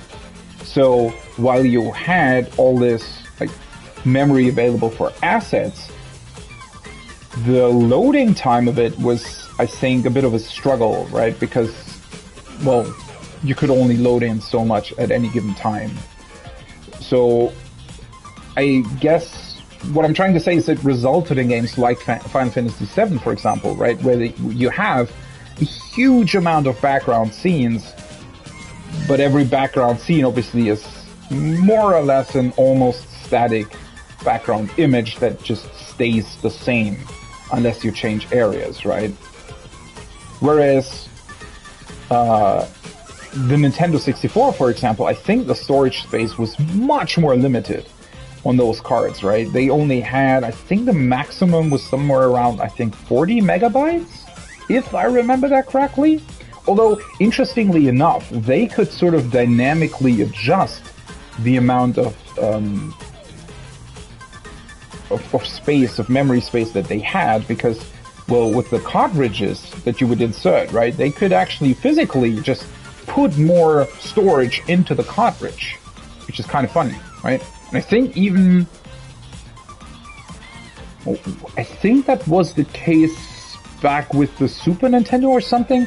They were actually able to put even more things, like for some games they inserted like additional sort of RAM modules on the cartridge, right? If the game needed it, if the game essentially needed more RAM computing power, so to speak, right? They could just put that in the cartridge. Obviously that would drive up the manufacturing cost, but depending on the game that they were doing and what the sales that they expected, and obviously the I guess expansiveness of the game itself, right? They sometimes did that. But yeah, so they had much more limited storage solutions overall, but the loading worked like differently. I think they could load in a lot more, or a lot quicker rather, right? So that also resulted in different games. I mean, again, I don't really remember the video that I watched about that, but I'm sure if you Google it, you can find it. But it's just very interesting, right? How these specific design decisions in terms of what the console could do, and what kind of media it used, and how that all worked out, how that also very much influenced the games that they were doing. Whereas in today's day and age, I feel like that's much less of a thing. Although we do have, like with the new consoles, right, now with PlayStation 5 and Xbox Series X or whatever it's called, with the fast SSDs that they finally introduced now into the consoles, obviously that does change some things as well. But at the same time, well, SSDs have been a thing on PC for a much longer time, so it doesn't necessarily feel like there is this like really, really big influence from the hardware onto the games. Sure, there is to some extent, right? Obviously, the way games are made do depend on the hardware they're on. I mean, we still have exclusive games, and they, at least to some degree, utilize their hardware a bit better, which is typically why first-party games tend, it's not always the case, but tend to look a bit more refined, a bit better, right? Because they can just focus on optimizing for one console. But again, especially since the essentially PlayStation 4 and Xbox One, the architecture of the consoles has been so similar that, you know, I don't think that it influenced the games too much. But back then, that was a really, really big thing, right? Where you had to much more plan around the actual restrictions of the console, and almost, you know, the hardware certainly dictated the things that you could do within a game much more than it does today, right? Which is very, very interesting from a technical perspective, right? I mean, that's why, if you haven't seen that as well, I think a couple of years back in GDC? No, what is it called?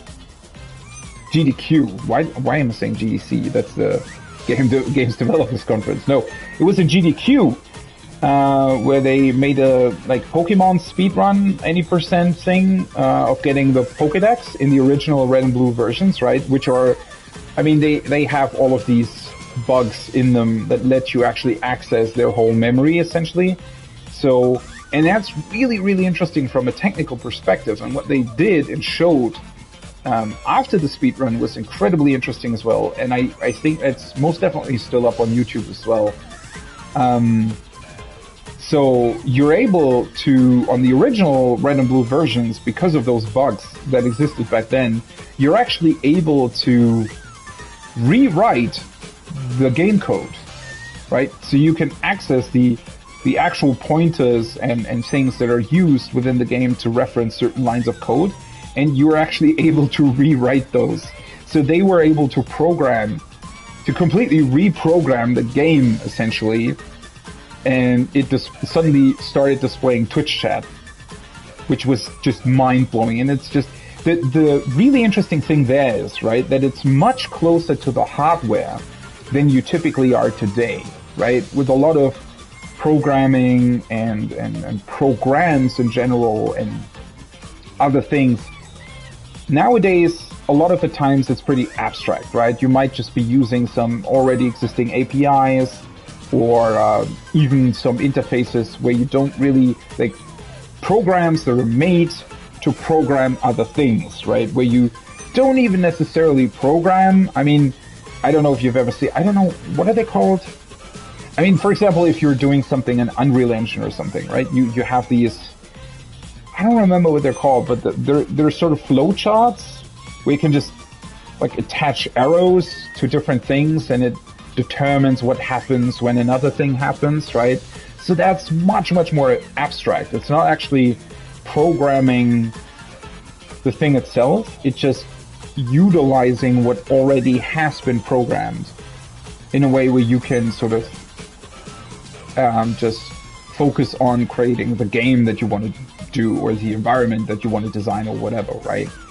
But back then, they had to much more think about the actual hardware that they were using and specifically go in and sort of look for very individual solutions to problems, right?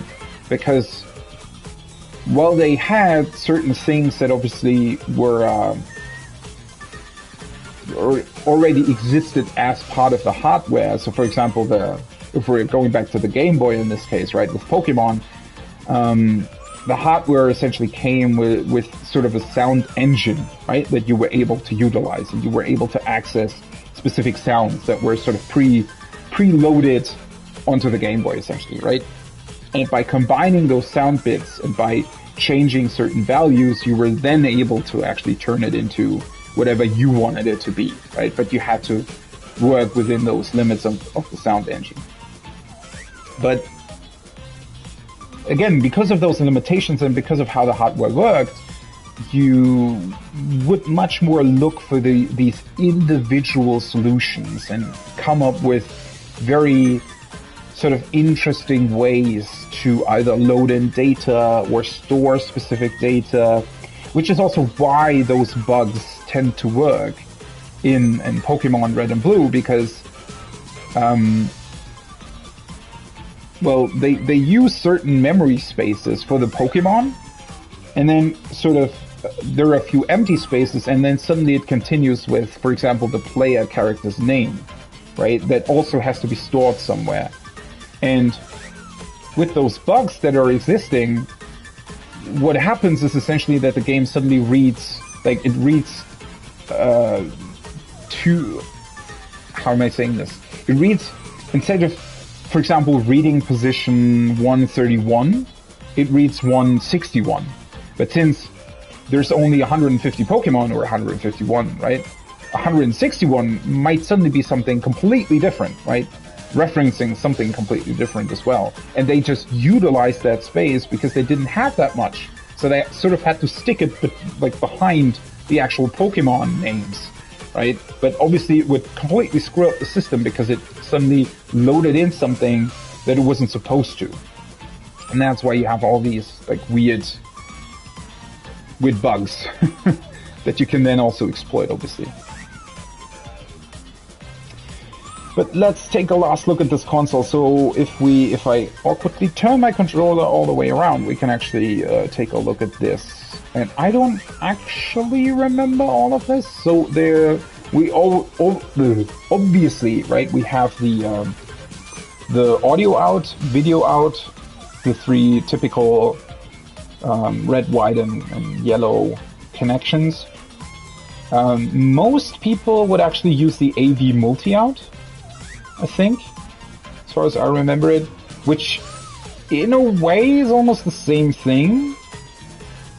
It's just a more condensed cable. Then obviously we have the actual power plugged into one side. And then I don't know what the other things are, and what they were used for. The serial I/O? Don't really know what that is. RFU DC out in the middle. Also no idea. And then one, like the round thing? That might be like the Did it already have a digital audio out? Or is that like for a TV antenna thing? I don't know. I do remember the way it looks. I remember cables looking like that, but I have no idea what they are. No, they're definitely not TV antenna. Those look very different. I think they might be some digital audio thing. Although I wonder why it doesn't say so at the top. Maybe it's something else entirely. The serial I/O might actually be to plug in like additional PlayStation things, but I don't really know. And then also we have this parallel I/O, which is like a huge thing that you can open up here on the side. I have absolutely no idea what that was used for. Might also be for some additional like attachments or things that just never really saw the light of day, especially in Europe. Still very, very interesting though. Alright, let's see. It's kind of awkward how you have to turn your controller all the way around.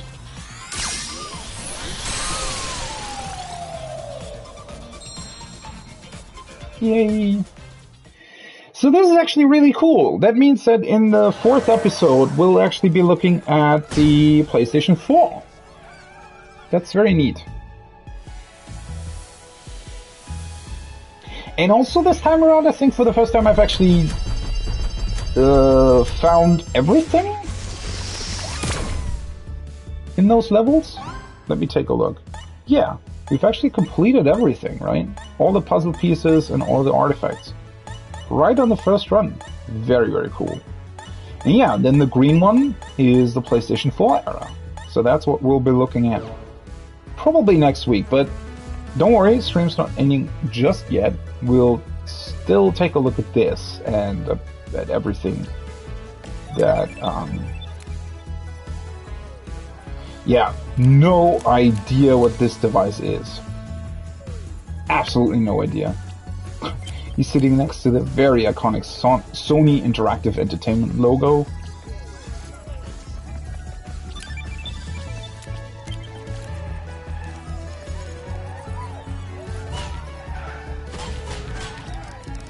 Two different controllers, one with the analog sticks, one without. He's looking through CDs. The original PlayStation cases, they're the smallest that they ever had them, right? Because ever since then, they've sort of stuck with the DVD/Blu-ray case design. Which the Blu-ray design, essentially, at least, is like a bit shorter compared to the DVD one. I actually don't know why they ever decided to increase those. Because the original PlayStation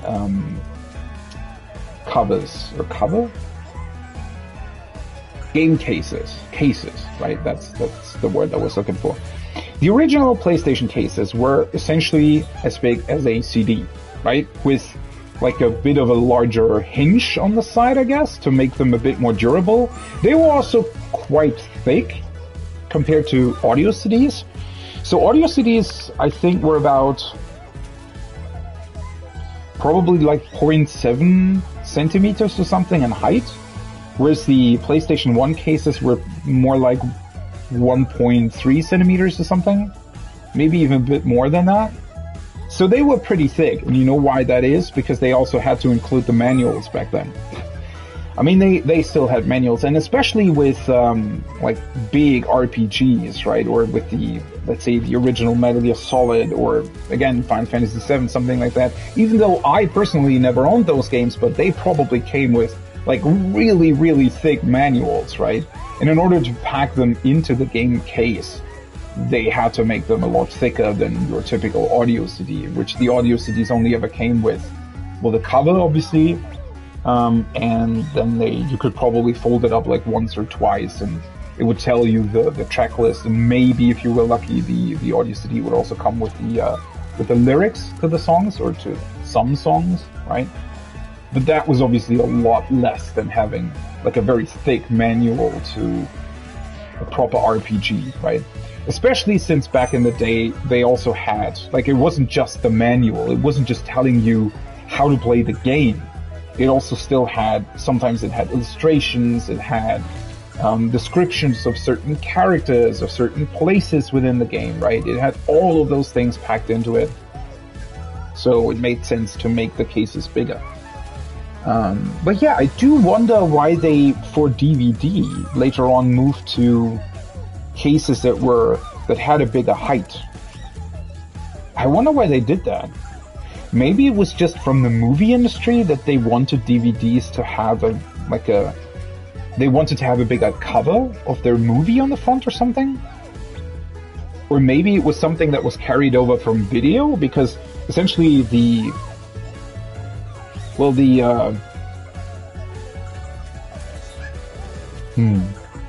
yeah, I don't know, actually. I've never really thought about that. It might have been, because videotapes were obviously like more rectangular in size, not square. So maybe they just sort of wanted to keep that format for the DVD, even though the DVD itself is round, and a square case would have made more sense. Because, yeah, in a way, DVD cases could have literally just looked like audio CD cases, right? That would have certainly saved on, well, plastic. But I don't know. I don't know why they did that. And then I guess when the PS2 came out and they were utilizing DVDs as well, they just stuck to that, right? And then later on with the PlayStation 3, they changed it to be a bit shorter. Because the Blu-rays are also shorter, right? And then they stuck with that format for the PlayStation 4 as well. And now with the PlayStation 5, I think the disc cases still have the exact same height. So very, very interesting that they had such a different, I guess, approach to case design back then. But I mean, cases were all over the place at that time, right? Because, well, Game Boy games actually were pretty similar in size to PlayStation 1 games, I think. But they obviously came in a cardboard box, not in a plastic box. And then actually I don't remember that, but didn't N64 games came in like really, really big cardboard boxes? Something like that. And also, interestingly enough, games that came in cartridges, like Game Boy games and N64 games,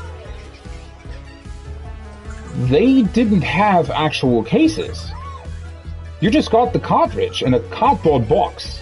So either you kept the cardboard box and were constantly opening it, which nobody ever did, or you would just keep the cartridges somewhere. It's kind of strange to me that they never had proper cases for those. I mean, you could buy cases for your Game Boy games, but again, you had to separately buy them. Kind of a strange decision.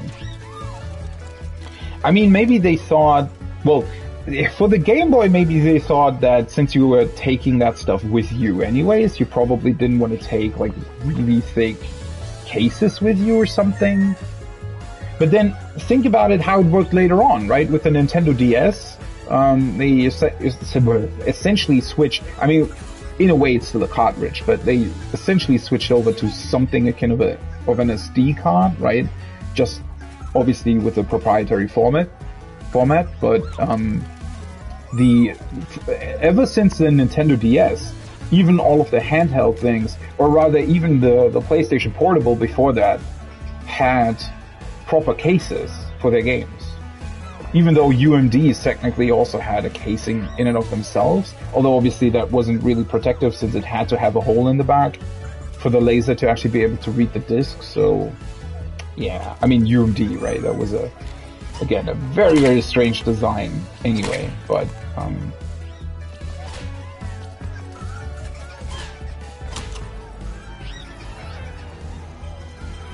oh, it plays the sound if you if you hit the power button. Very cool. Also, I didn't really touch on that when we were doing the marble level things, but the open and power buttons on the original PlayStation, I really like that design for some reason. I don't know, they're very simple, but they're buttons you really want to hit for some reason. I don't know. They're just very cool buttons.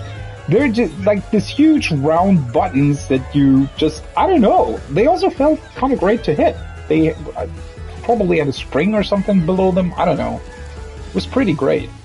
That is something we really moved away from, right? I mean, the PlayStation 2 already had just these tiny buttons to turn it on and off, which I didn't mind. I mean, it's like a very much it feels more modern in a way, right? These huge buttons are definitely sort of 90s in feel.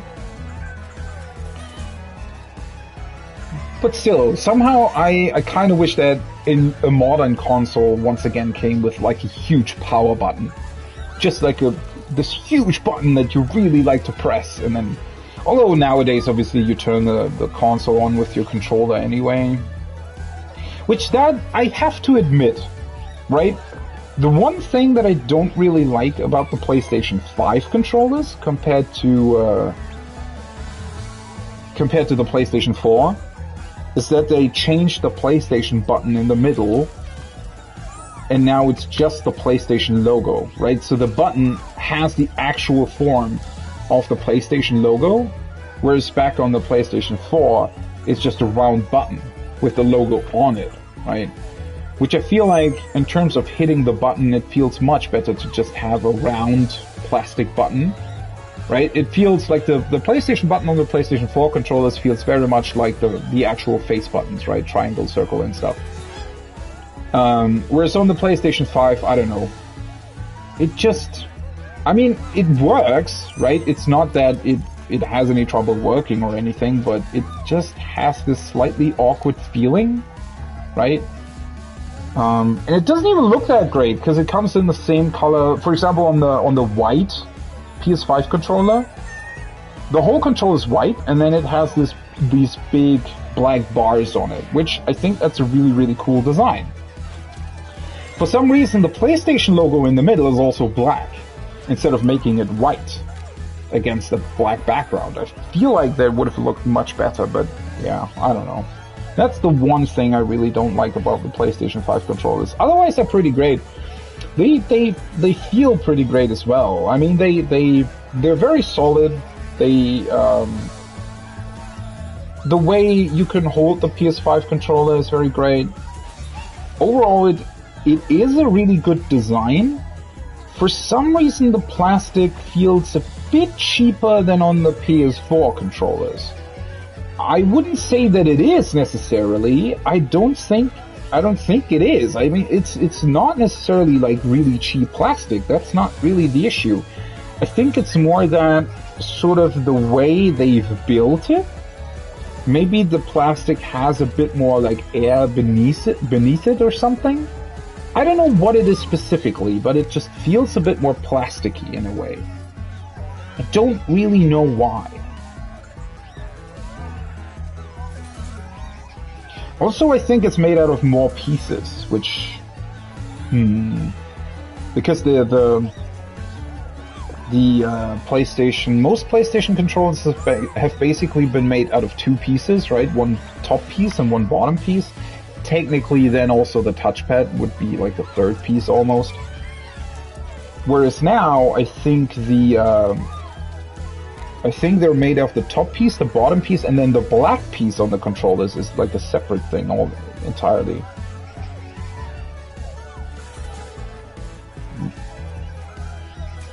I mean, I expect for some controller to die at some point, right? I don't think they'll hold for like 10 years, so maybe there'll come a point where I take one apart. Not that that ever does anything, so I've actually taken apart like a PlayStation 4 controller as well, because it did some awkward things where activating or pressing L2 for some reason at the same time moved your character forward, which was very awkward. I have no idea how a controller manages to somehow make it so that pressing L2 also activates the forward movement of the left analog stick. How does that work? what has to have gone wrong on the actual controller, like silicon or circuit board, to make that happen, right? And I wanted to find out, but I don't know, just looking at it, it looked completely normal. I mean, there wasn't anything that was singed or burned or whatever the fuck could have happened to make that possible. No idea. Maybe it's like a software bug, although that would be kind of weird as well. Still can't get over the mouse. I really wonder what kind of game actually utilized that. And then this cool thing. Oh! We're carrying it. And then this thing as well. No idea what it does. Also, no idea why it like has this awkward opening. I wonder if you could stick that in this parallel I/O thing. Although, like, that wouldn't really make any sense either, right? Since, I don't know. Really, really weird. Although maybe now that I'm looking at it, I mean, it's very, very small, right? The things that it had on the bottom, maybe they plugged into a memory card? Maybe you could somehow attach a memory card to it? I don't know. Really weird. And then this thing. Huh. Thought it would turn on. Interestingly enough, we haven't found the slim design of the console. Although that might still be something that we get through the coin machine.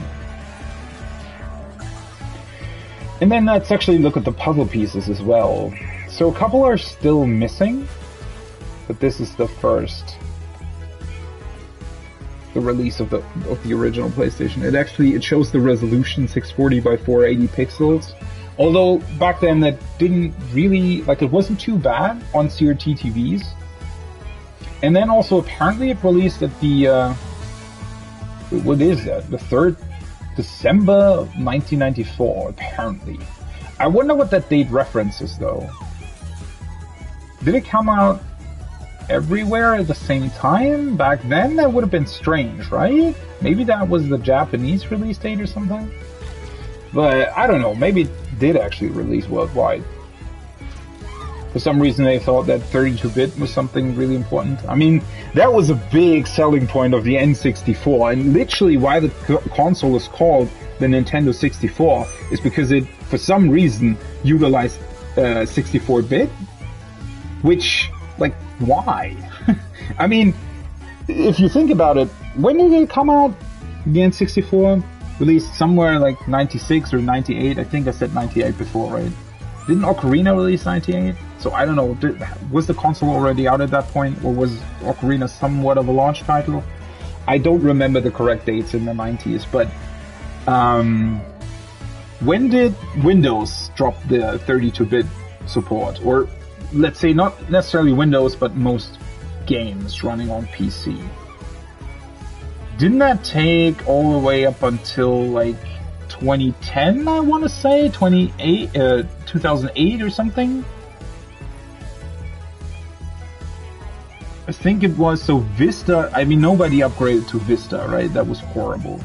So when Windows 7 released after it, I think that's when most people switched over to 64-bit, right? Whereas XP had a 64-bit version, but most people used the 32-bit one, right? And when most people switched over with Windows 7, I think that's also when most games switched over to 64-bit versions. But think about it, that's over 10 years after the Nintendo 64. And I don't think that... I mean, obviously, I have absolutely no idea about how specifically the N64 games were programmed, but I'd imagine that they didn't really have to use 64-bit at all. I don't know what that would have done to those games, why it would have necessarily been a thing that had any sort of advantage at all. I can't really think of any advantage that would have with the sort of limited processing power that they had back then. so no idea. But it was certainly a big part of their advertising. Oh, you can see it at the top there. The PlayStation 1, the slim design with the monitor attached. Looks quite cute, doesn't it? And then we have the DualShock controller. And this weird, I don't know, maybe it was a sort of Tamagotchi thing, right? Where you had to tend for a cat or something. They originated from Japan anyway, right? And it was I remember it was a big thing in the late 90s here, where I think in school a lot of people had those things. Well, not a lot of people, but certainly, you know, enough to where it was, I guess you could consider it some kind of trend. And also, yeah, I wondered that last time. Did the PS2 actually technically have 128-bit support? Was that something that they ever advertised or something? Because that seems completely unnecessary. Alright, we're missing 2 puzzle pieces here, and then I think that's it for this side of the room. Well, obviously on the other side we're still missing all the PlayStation 4 stuff, but that is pretty cool. Alright, let's see what we can get with the coins that we got. How many do we have? Alright, so we have 13 tries to get other stuff. How does it work? Oh yeah, the left trigger. And then, oh, the right trigger to squish, yeah. Some sort of loading screen. That might be the PlayStation 2 loading screen, I think. Another puzzle piece, great. There aren't that many puzzle pieces left, I feel like. There are alchemists experimenting with the PlayStation logo alchemy.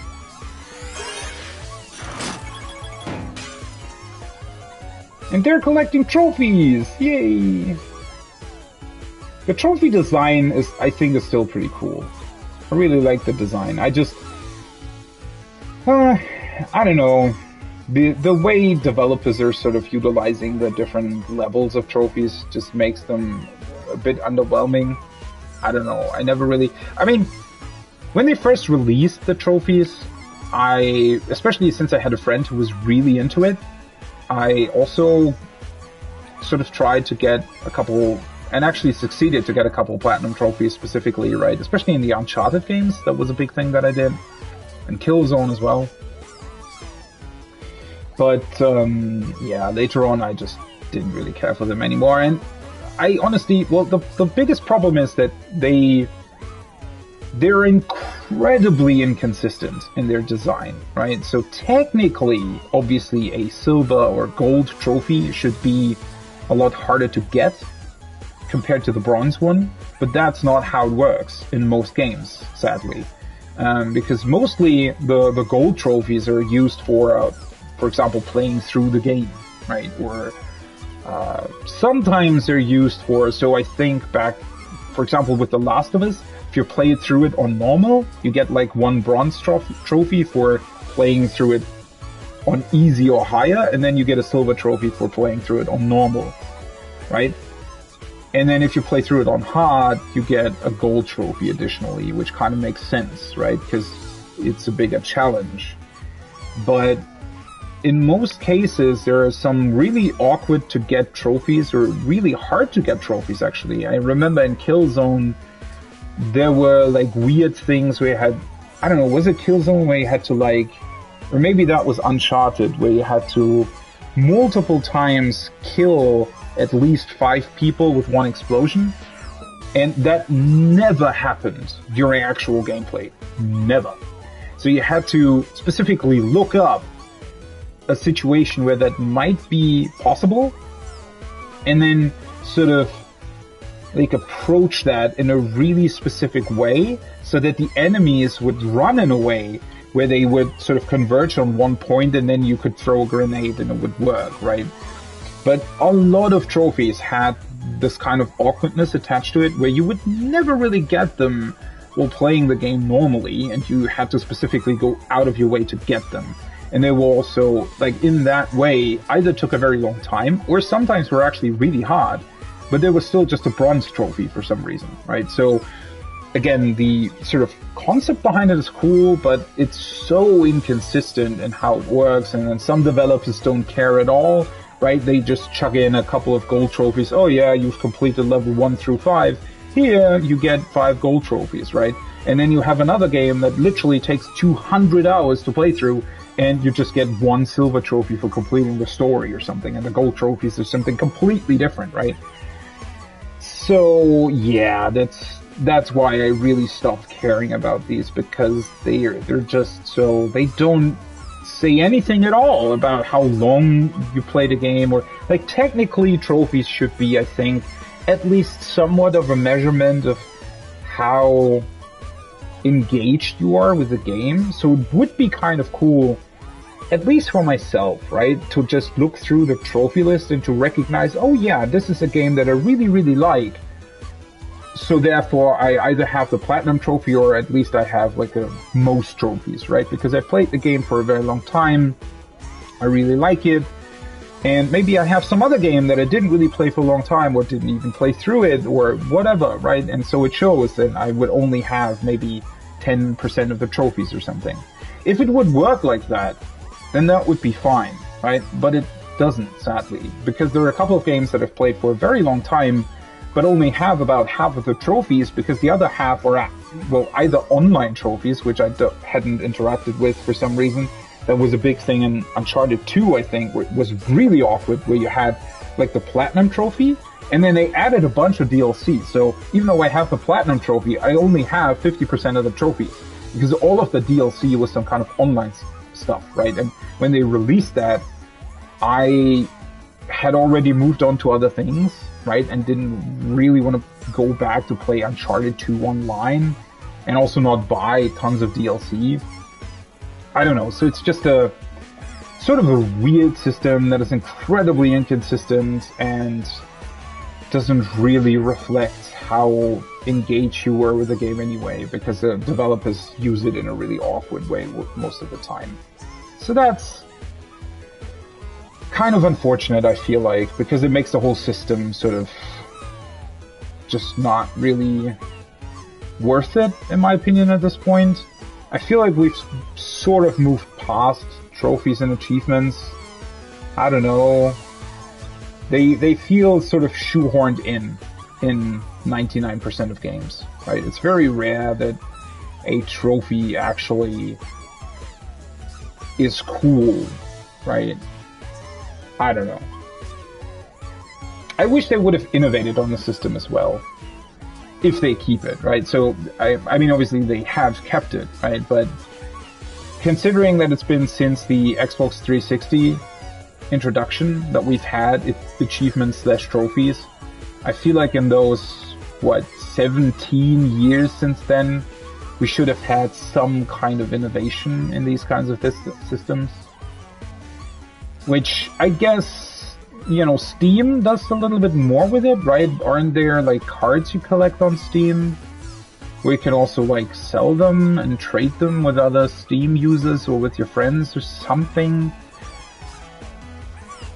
I mean, I've never felt, well, I haven't really used Steam all that much over the past years, but I never really felt that system was, like, well implemented either. But I still think, I mean, there would have been, or could have been, a ton more innovation with these trophies. Especially considering how, for example, streaming has been like a really big thing for a long time. When you think about like Twitch drops, for example, or just in general interactions that you can do nowadays with streams, and also a couple of games that sort of utilize that as well. There might have been a lot more interaction in terms of trophies. I mean, at least they introduced on PlayStation, you can like check how rare a trophy is, right? It displays how many out of the people on PSN that own the game have gotten a specific trophy. I feel like those statistics are weird in general, because, well, for some reason, even trophies that you literally get after like 5 minutes of playing, only 90% of people have them. where I wonder, you know, do 10% of people just open up the game, immediately close it, and then never play it again?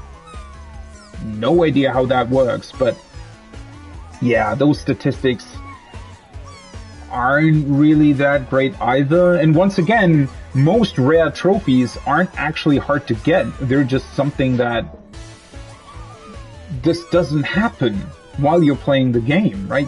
You specifically have to look at the trophy, say, oh, alright, that's something you get a trophy for, and then go out of your way to do it in-game, because otherwise you won't get the trophy, right? So the trophy isn't hard to get, it's just very obscure, which, you know, if we would sort of, I guess, if the level of the trophy, right, silver, gold, whatever, would depend on its rarity, that doesn't really work either, right? But again, I just wish that since they kept the system, they would have sort of innovated on it just a little bit. But I don't know. I don't care about it at all anyway, but yeah. Would have been cool to just have a little bit more there. What the hell is this? Oh, yeah. This is for the PSP. PSP GPS receiver helps you find your way around any dark dungeon. Yeah, I do remember this, and I think it loops back to something that I was saying last time, where we have this, there were these map things, or not maps, but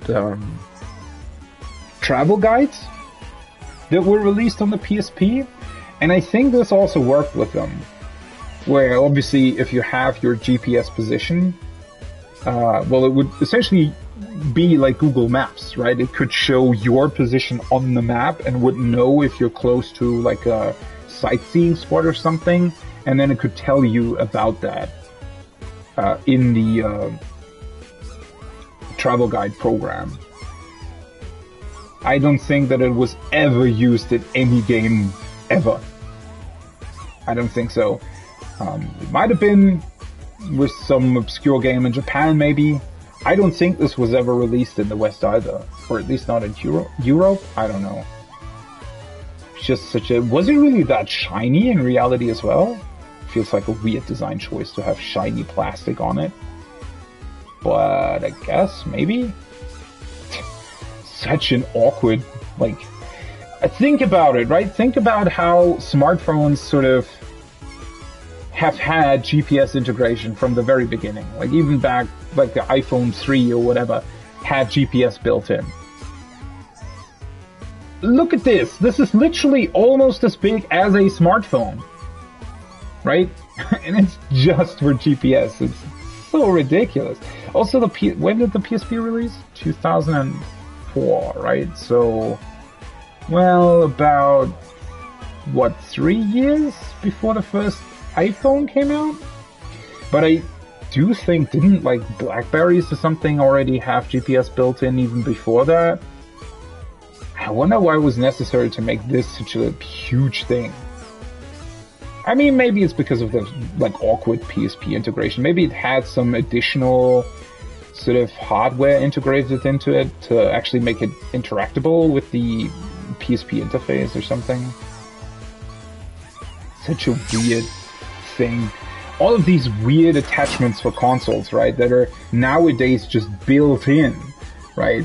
I mean, again, like things like camera, things like this GPS thing, right? All of these things that were these awkward attachments for handheld consoles back in the day now just come standard with any phone or whatever, right? Another puzzle piece. Another puzzle piece. Huh. What's with the ray? It was also on the... Was it, like, part of the PlayStation marketing campaign or something?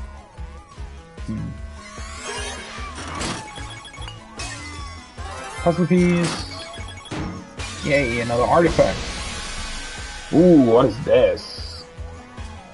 HDD. Oh, yeah. PS2 network adapter. Secret to successful networking. So this is the actual thing. I think a friend of mine had this.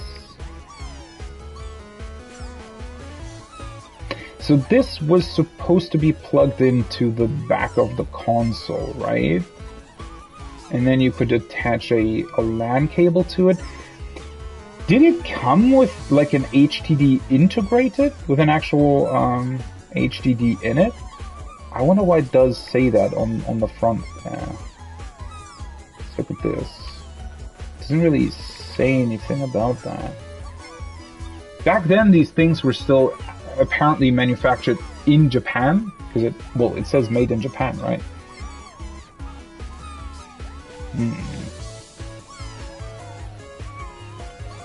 Yeah, so this attached at the side where you would also attach the hard drive, right?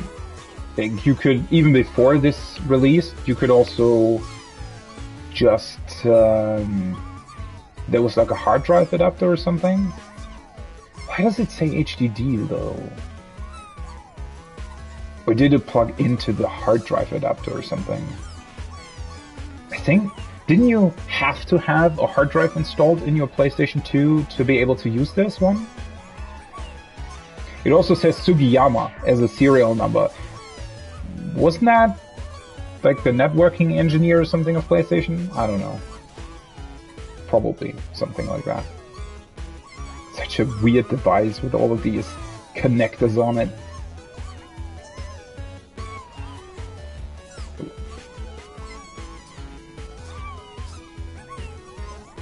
And the two big screws as well.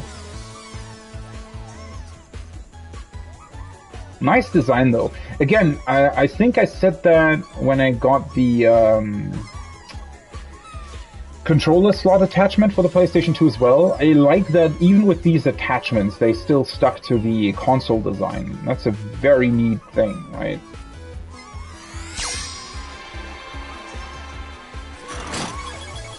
Aww. Puzzle piece. And one more thing. One more puzzle piece. Nice.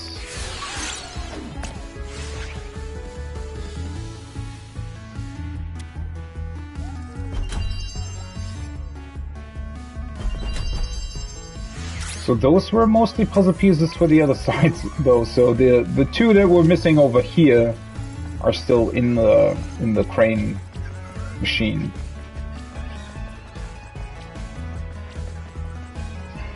Vita equals life, sure. I mean, you see people on the train there. That's a very Japanese thing, right? Playing these things on the train. That's also why handhelds, I think, are so much of a bigger thing in Japan anyways. Because, well, so many people use trains there to get around, and also sometimes play during, like, job hours, I think. It's much less of a thing here. I've also never really, like, I've owned a bunch of handhelds throughout my time, right? Obviously starting with the Game Boy Advance, Nintendo DS, 3DS, now the Switch, which, whatever. I owned the PSP. I didn't own a Vita though, but the PSP. But I never took them anywhere, right? Or rather, I never played with them anywhere else. I just sit at home and play with them here, right? Because that's where I want to play games. So, yeah, for me, I bought them because I wanted to play the games that were on them. Mainly for the Nintendo handhelds, obviously Pokemon, right? The Pokemon games were always a big thing. But yeah, beyond that, I didn't buy them because they were handhelds. I bought them because I wanted to have the games. So I never actually really treated them like a handheld. That would have also been like really awkward. You never ever, like throughout all my time, I've never really seen people, like neither in school or at any point after or before that, I never saw people with a handheld gaming console anywhere. Yay, new speedrun challenges. And that's still not really a thing, even with all of the mobile games that are so prevalent now and make so much money as well. there still isn't really, I don't know, you still don't really see, I mean, sure, you see people on their phones, but that's mostly because they're chatting, right? They're either talking directly to their friends, or they're messaging each other, or whatever, they're taking pictures. But you don't really see people, like, I don't know, playing Candy Crush on the train or something. You just don't see that. I don't know. Maybe it's just bigger in other countries or something. It's just kind of awkward. I wonder where, or are people sitting at home? I mean, well, I've done that, right? I wanted to, when I was trying out, I think, Gwent, and Pokemon Go as well. I didn't really, you know, I mean, with Pokemon Go, you're actually, like, you have to go out, right? And, well, I didn't really play it for long because it just felt awkward. Even during the sort of big Pokemon Go craze, at least where I live, you didn't really see that many people with it, and it just feels awkward. Especially because, and that's why I never really played Pokemon Go for too long. Is because it forces you to constantly stop.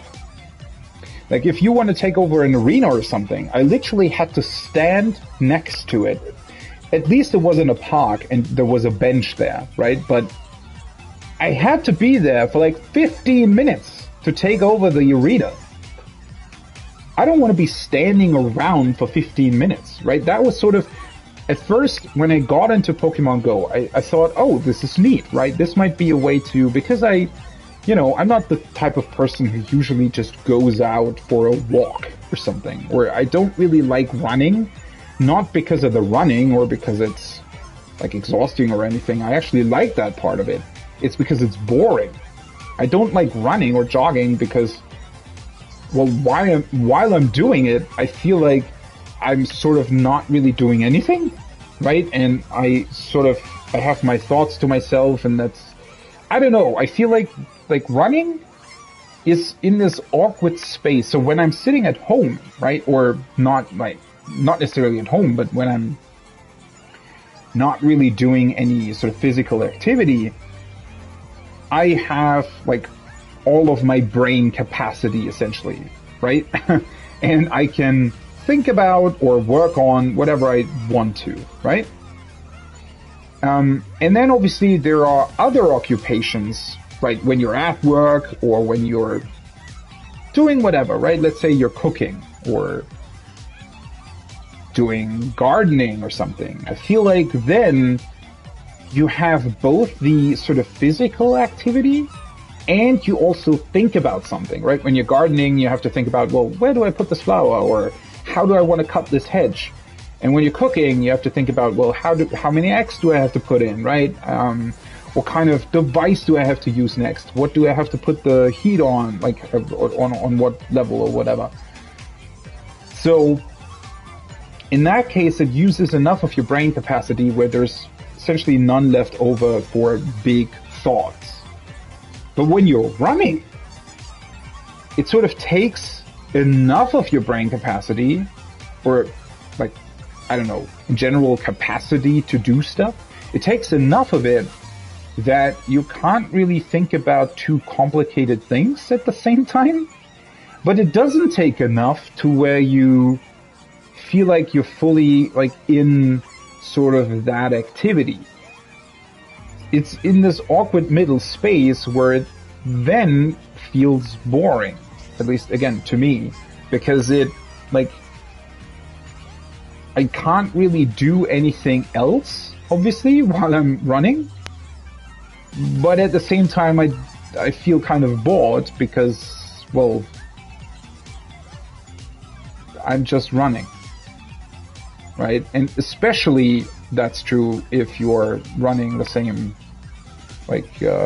track every time, right? Which, since I'm living at a certain place, obviously I'll be doing that. I won't drive like somewhere else just to run there. That would be ridiculous, right? Would defeat the whole point of doing it. So yeah, that's just sort of my experience with that, I guess. Alright, let's finish off today by doing the challenge runs for those levels, or for that level that we just completed. Network speed run. So I did these the last time, right? And then we have these two new ones. So let's start this. Stormy Run.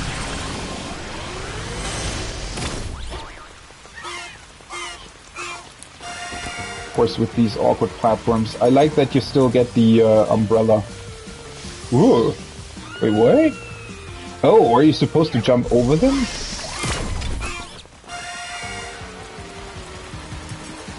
It's a bit annoying that you have to wait here at the start. Oh yeah, you are. Ah, you can probably run through there. If you're fast enough.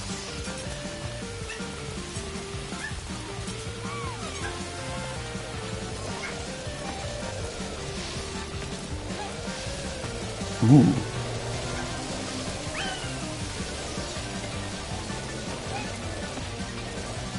This is actually quite fun.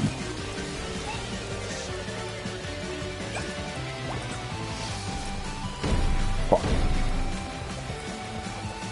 Probably should have run right through there.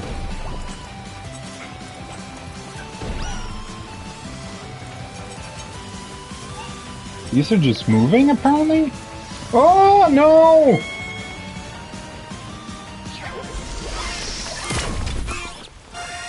Oh, well. You can probably, yeah, you can just jump right away, and it works out. Ooh, that was a bit too close. You are sort of limited by the platforms, though. I wonder if you can actually go faster than that. Oh, for fuck's sake. That was a bit too close. Yeah, this is actually...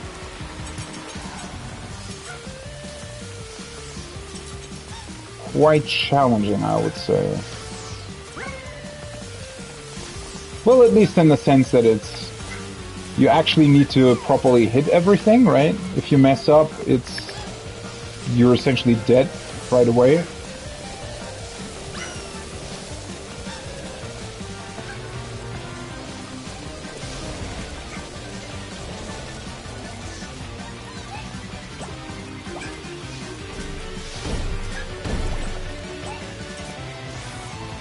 Oh, no! What did I... why? I don't know, for a second there I thought that I was, like, already on the track to actually do it properly, and then for some reason I thought that, nope, and then, whatever. Now I'm actually speedrunning it, huh? I mean, not really in a way, but that's still slightly awkward to me. That stage.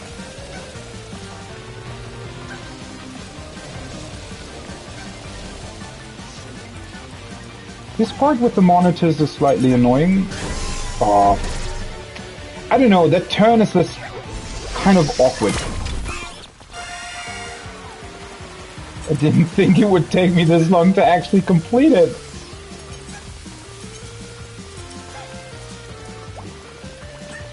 Now it's really slow here at the start for some reason.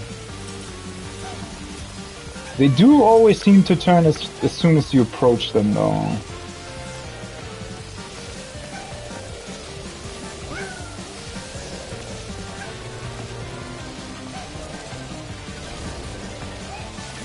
Ooh, that was a bit too close for my liking. Yeah, the weird part is that sometimes you sort of, especially with the clouds, you sometimes do your double jump, like in a weird way. Alright, the end was pretty, I just wanted to get through it at that point, to be honest. Okay. It's a fun level to speedrun, it has some awkward turns though, for some reason. 749,000, okay. 42 seconds? Alright, alright.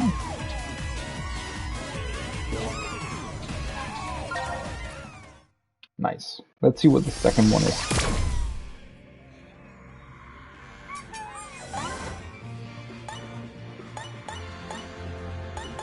"55 seconds. Somewhat of a 50 seconds is somewhat of a theme. Just this is very, very slow.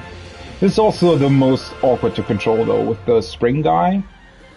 I mean, in a way, it still controls pretty great, but you really, really need to get used to this.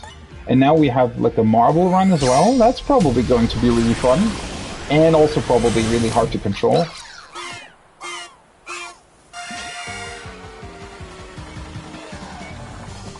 Do I have to, like, how do you keep him as fast as possible, though, I wonder?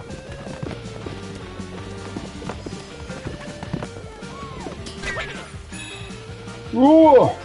Holy shit, yeah, that's probably hard to do. Can you always break, or is that only possible on ice, I wonder? I feel like I'm losing a lot of time here. I feel like you should probably be a lot faster than what I am doing here.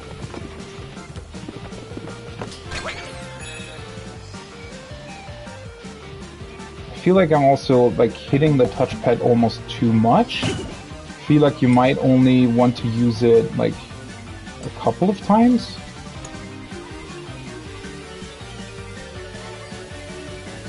Ooh. It's kind of scary, to be honest. Yay! It's a very short one though. 48 seconds. Yeah, you can definitely be a lot quicker here, I feel like. Although 473,000 isn't too bad. 29 seconds, yeah, as I expected. The same person as well, Mixu-Van. Huh. Very, very fun though. I almost wish that they had included like a lot more of those stages, right? Especially with the marble and stuff. Because these speedrunning stages, while they're fun, they're also pretty basic, right? In a way, there could probably be a lot more in that regard.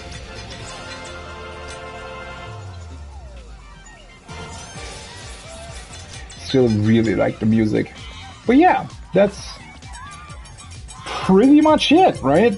I'm still wondering what this huge cube thing is about here. Because obviously we still can't interact with it. Maybe there's like one final level or something in here, once you've actually done everything. So yeah, as I said before, we've completed all of these levels. And now we're only missing the PlayStation 4 stuff. That's also going to be really, really interesting, because that's what I probably know the most about. Although obviously, as I said, right, the PlayStation 3 I was also pretty big into, but well, the PlayStation 4 is also the most recent, right? So you probably remember just most of it still. I also want to know kind of what they put in there, since I feel like, well, I mean, we had PlayStation VR and that kind of stuff, right? So those are probably going to be the artifacts that you get for that. I wonder if I have to collect like any more points at the very end. I feel like playing through the whole PlayStation 4 section won't necessarily get us all the puzzle pieces and artifacts. So I wonder if we have to grind at the very end for something. Not necessarily, I think. Maybe just like one or two additional things. But still really like this game. I mean, overall, right, think about it. This has been, I mean, this stream, as I expected, was about 3 hours to complete everything. And, well, okay. I mean, I guess I'm going through it, obviously, fairly slow, since I'm always, you know, sort of reminiscing about the artifacts that we find and the will talk about all of the stuff that's connected to it, right? So in a way, I think if you would play this on your own and just try to complete the levels, find the puzzle pieces and artifacts, the whole game probably takes you about 6 to 8 hours, I'd say. You could probably do it even quicker than that, but at the same time, you also do want to look around, right? Because that's essentially the whole point of this, right? Is to find sort of the references to other PlayStation titles and look at the artifacts and things that have existed throughout PlayStation's history, right? But yeah, still, I really, really like this game. It's very, very cute, and it's just kind of a fun distraction from time to time, which is also, if we're getting to sort of the next stream, so there's gonna be one more stream, obviously, with this game, which will be the PlayStation 4 era. Hopefully we'll be able to find all of the puzzle pieces and artifacts, so that we can essentially 100% this and completely wrap it up. Maybe that's going to, I should probably plan maybe an additional hour or something, potentially, in that case, for the last stream of this, just so that we can make sure to actually get all of the pieces, right? Now the question just becomes, when do I play this next? Because there's going to release like one really, really big game next week, right? Oh, by the way, I also plan to stream Horizon Forbidden West at some point. The thing with that game is, while I do really like the first Horizon, I thought it had a lot of really cool things going for it. I really liked the story. It wasn't the most, I don't know, like, yeah, it has a lot of problems, but at the same time, it's also just good. Like, it has the core stuff of Horizon Zero Dawn's story, I thought, was pretty good. It has a lot of, like, problems in the details and the pacing and, but that's more the game itself. Whatever. I really liked it, but it also, I think it was praised a bit too much, in my opinion. It's just that it had so many problems, and it also just had still a ton of leftover potential that just wasn't really utilized properly. It also unfortunately followed the Ubisoft game formula, which was really, really disappointing. Right? That, I mean, at least they put some twists onto it, and it wasn't annoying, or let me say it wasn't as annoying as it is in the Ubisoft titles, where you're really feeling like you're at work, finding all of the weird collectibles that for some reason exist within the game world. It wasn't as overbearing as that. But yeah, I feel like had they put less Ubisoft into it, it would have just been a better game, because it had so much other really cool stuff going for it, especially the gameplay against the dinosaurs was just incredible, right? The robot dinosaurs are by far the biggest highlight of Horizon. And yeah, had they just cut out the Ubisoft bullshit, the game would have been much better for it, but unfortunately they included that. Whatever. I still want to go back to it, since I actually bought the Horizon Zero Dawn DLC for the first time a couple of days ago, because it was on sale for like $6. And I never played through it, so I thought, yeah, why not, right? At some point I want to do a replay of Zero Dawn, and then after it, also do the Frozen Wilds DLC, and then get into Forbidden West. But that's probably going to be a while, considering that I still want to, Elden Ring is coming out. I also want to play like Demon Souls, and I want to finish Dark Souls 2, obviously. I still want to play through Dark Souls 3 as well. Maybe even want to replay Bloodborne and or Sekiro at some point. So that's going to take a while. And then obviously there's a ton of other games that I also want to either replay or play through. that I still haven't done. Things like Disco Elysium, for example, which I started, but unfortunately never really continued playing.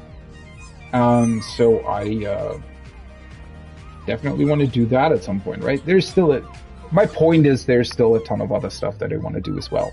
So I don't know when I'll be getting to Horizon, and again, since I liked the first game, but I mean, now that I'm hearing a bunch of really good stuff about Forbidden West, I feel like it might be worth to jump into it. But yeah, for the most, like, the promotional material that they released and the sort of well, the couple bits and pieces that I saw from like gameplay presentations and stuff from PlayStation Experience or E3 or whatever the fuck, wherever they showed that, right, kind of made me feel like it was just more of Horizon, which for the people who really like it, that's a good thing, right? So I thought that they didn't really change all too much, which for me personally just wasn't enough innovation. And nothing that they released in the promotional stuff sort of looked like they were truly like going for a proper RPG or something, I guess. But yeah, what I've heard so far about the game is actually very, very positive. Although, again, I feel like the first game was blown out of proportion way too much. That's always the problem with these. Well, with the way people talk about games, right? A lot of the time, either a game is bad or good. But what I think Horizon Zero Dawn really showed is that a game can be absolutely incredible in some areas and absolutely horrible in others. And that was also a thing with Breath of the Wild, where I felt like a lot of people were only looking at the positives because the positives of Breath of the Wild were so absolutely outstanding. And Breath of the Wild was another like weird thing for me personally, where I felt like, yes, sure, the things that Breath of the Wild does good, it does by far better than any other game has ever done it, right? The exploration side of Breath of the Wild is absolutely phenomenal, especially with the combination of the glider and the fact that you can literally climb everything. Those were things that combined made it the best exploration by far out of any game that has ever existed. The problem is it also has some absolutely horrific things that are so bad that you wonder why they even included them, right? Like, bad to the point where they're literally below Final Fantasy 15, which is sort of the worst that you can get, right? No, I'm kind of halfway joking. 15, that's a whole different story. 15 is horrible in a lot of ways and good in just a very few. Whatever. But yeah, that's sort of the Breath of the Wild thing. And I thought that Horizon isn't as weird as Breath of the Wild, because Breath of the Wild, as I said, it literally does some things absolutely phenomenal, and then does other things abysmally bad, right? Like, really, really bad.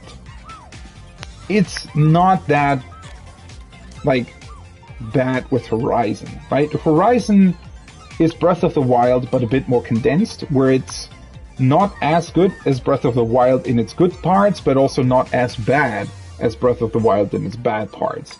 But it still has this weird awkwardness of having some really exceptional parts, which, again, especially the animations and just in general the gameplay. I think Horizon, in terms of its gameplay, especially the fights against the robot dinosaurs, Horizon Zero Dawn does that better than any other open world game I've ever played. I think Horizon has the best open world gameplay that exists currently.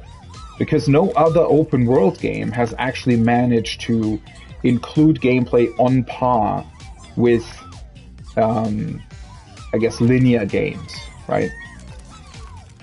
Unfortunately, most open world games, when we talk about, you know, be it Skyrim, The Witcher, Fallout, even Red Dead Redemption, Cyberpunk certainly, you know, all of those open world sort of RPG stories, things, their gameplay is never as good as gameplay of a sort of similar type in more linear games, or,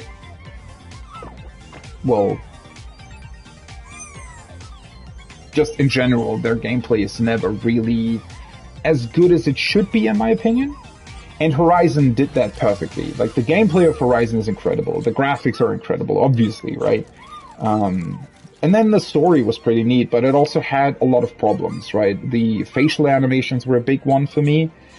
The dialogue writing was pretty bad in the first game as well. Like, the basic story and the story idea that they had was incredible, but the dialogue writing especially wasn't really good, and the characters as well, aside from Rust and Aloy, all of the other characters weren't really that good, except for what was his name? I don't remember his name, but the guy with the beard that sort of has a crush on Aloy. He was kind of cool. But other than that, it was very bland in terms of its characters. Most, like, quest givers, for example, are very bland. The enemy guy thing was also very bland. I mean, the robot was cool, right? The Hades, I think he's called as well. Yeah, I don't know. It had a lot of problems. And then obviously, again, the Ubisoft bullshit. I wish that they wouldn't have included that. I don't necessarily mind the sort of tower structure, because Breath of the Wild did that as well, right? Where you climb the huge dinosaurs and it unlocks a part of the map. That's fine. What was annoying is the bullshit with, like, these collectible plants and collectible cups and other bullshit that they for some reason decided to include. That was kind of unfortunate. And also, unfortunately, the first Horizon's world design isn't really that good. Like, logically, it doesn't make any sense at all. So I know that that's also partly because of the limitations of the game world itself. I think they just wanted to sort of include as many sort of different climates and, like, pieces as possible. But a lot of it, unfortunately, just doesn't really make any sense, especially sort of the skyscraper ruins that you can interact with. They're placed at sort of very awkward points. When you look at it realistically, it just doesn't look like a realistic city, right? It looks like they just had some free space and then decided, oh yeah, we still haven't included a skyscraper ruin, or we still haven't included a highway ruin, so let's just put it here, right? And then there's even like a stadium, but it just doesn't, like, logically doesn't make any sense. That's not how a city would have been built, right? And over 1,000 years, it doesn't really make sense that mountains would actually arise unless you kind of maybe put in some sort of awkward thing with maybe the robots sort of transformed the land a little bit, or something like that. But unfortunately, the world design, yeah, it didn't really check out. It's nowhere near as good as The Witcher 3, for example, or even Skyrim for that matter, right? I mean, well, that's also because Skyrim doesn't really do that much with its world design, but The Witcher 3, in terms of open world games, I think probably has one of the best world designs, because it's, well, I mean, maybe Red Dead Redemption 2 as well nowadays, but The Witcher 3 just really, really excellently conveys sort of this medieval feeling, right? And the overall, especially what The Witcher 3 did really, really well, is that it managed to design a game world, or they managed to design a game world that, you know, isn't necessarily much bigger than any other open world game, but the what's it called? I guess, ratio. Just overall, sort of, when you look at Novigrad, right, or any other place in the game, really, it just looks realistically big, right? It looks like a realistic place. Now, obviously, it helps that it's set in sort of medieval times, right? Because obviously cities back then weren't as big. But it still, it just looks realistic. Whereas, for example, the Elder Scrolls games, they're more fantasy in a way, right? And they obviously, I don't know, they're much less modeled after actual places, whereas The Witcher very clearly is sort of modeled after sort of Middle Eastern Europe, right? In the Middle Ages. But still, the size of the cities in the Elder Scrolls games just doesn't make any sense. They're way too small, right? And they include not enough people as well. Whereas The Witcher 3, probably the one and only open world game that actually has proper sized cities. And then again, Red Dead Redemption 2. And maybe Red Dead Redemption 1 as well, sort of. Well, and then obviously, well, yeah. I mean, GTA, while they did an incredible job of sort of downsizing the cities that they utilize, like LA,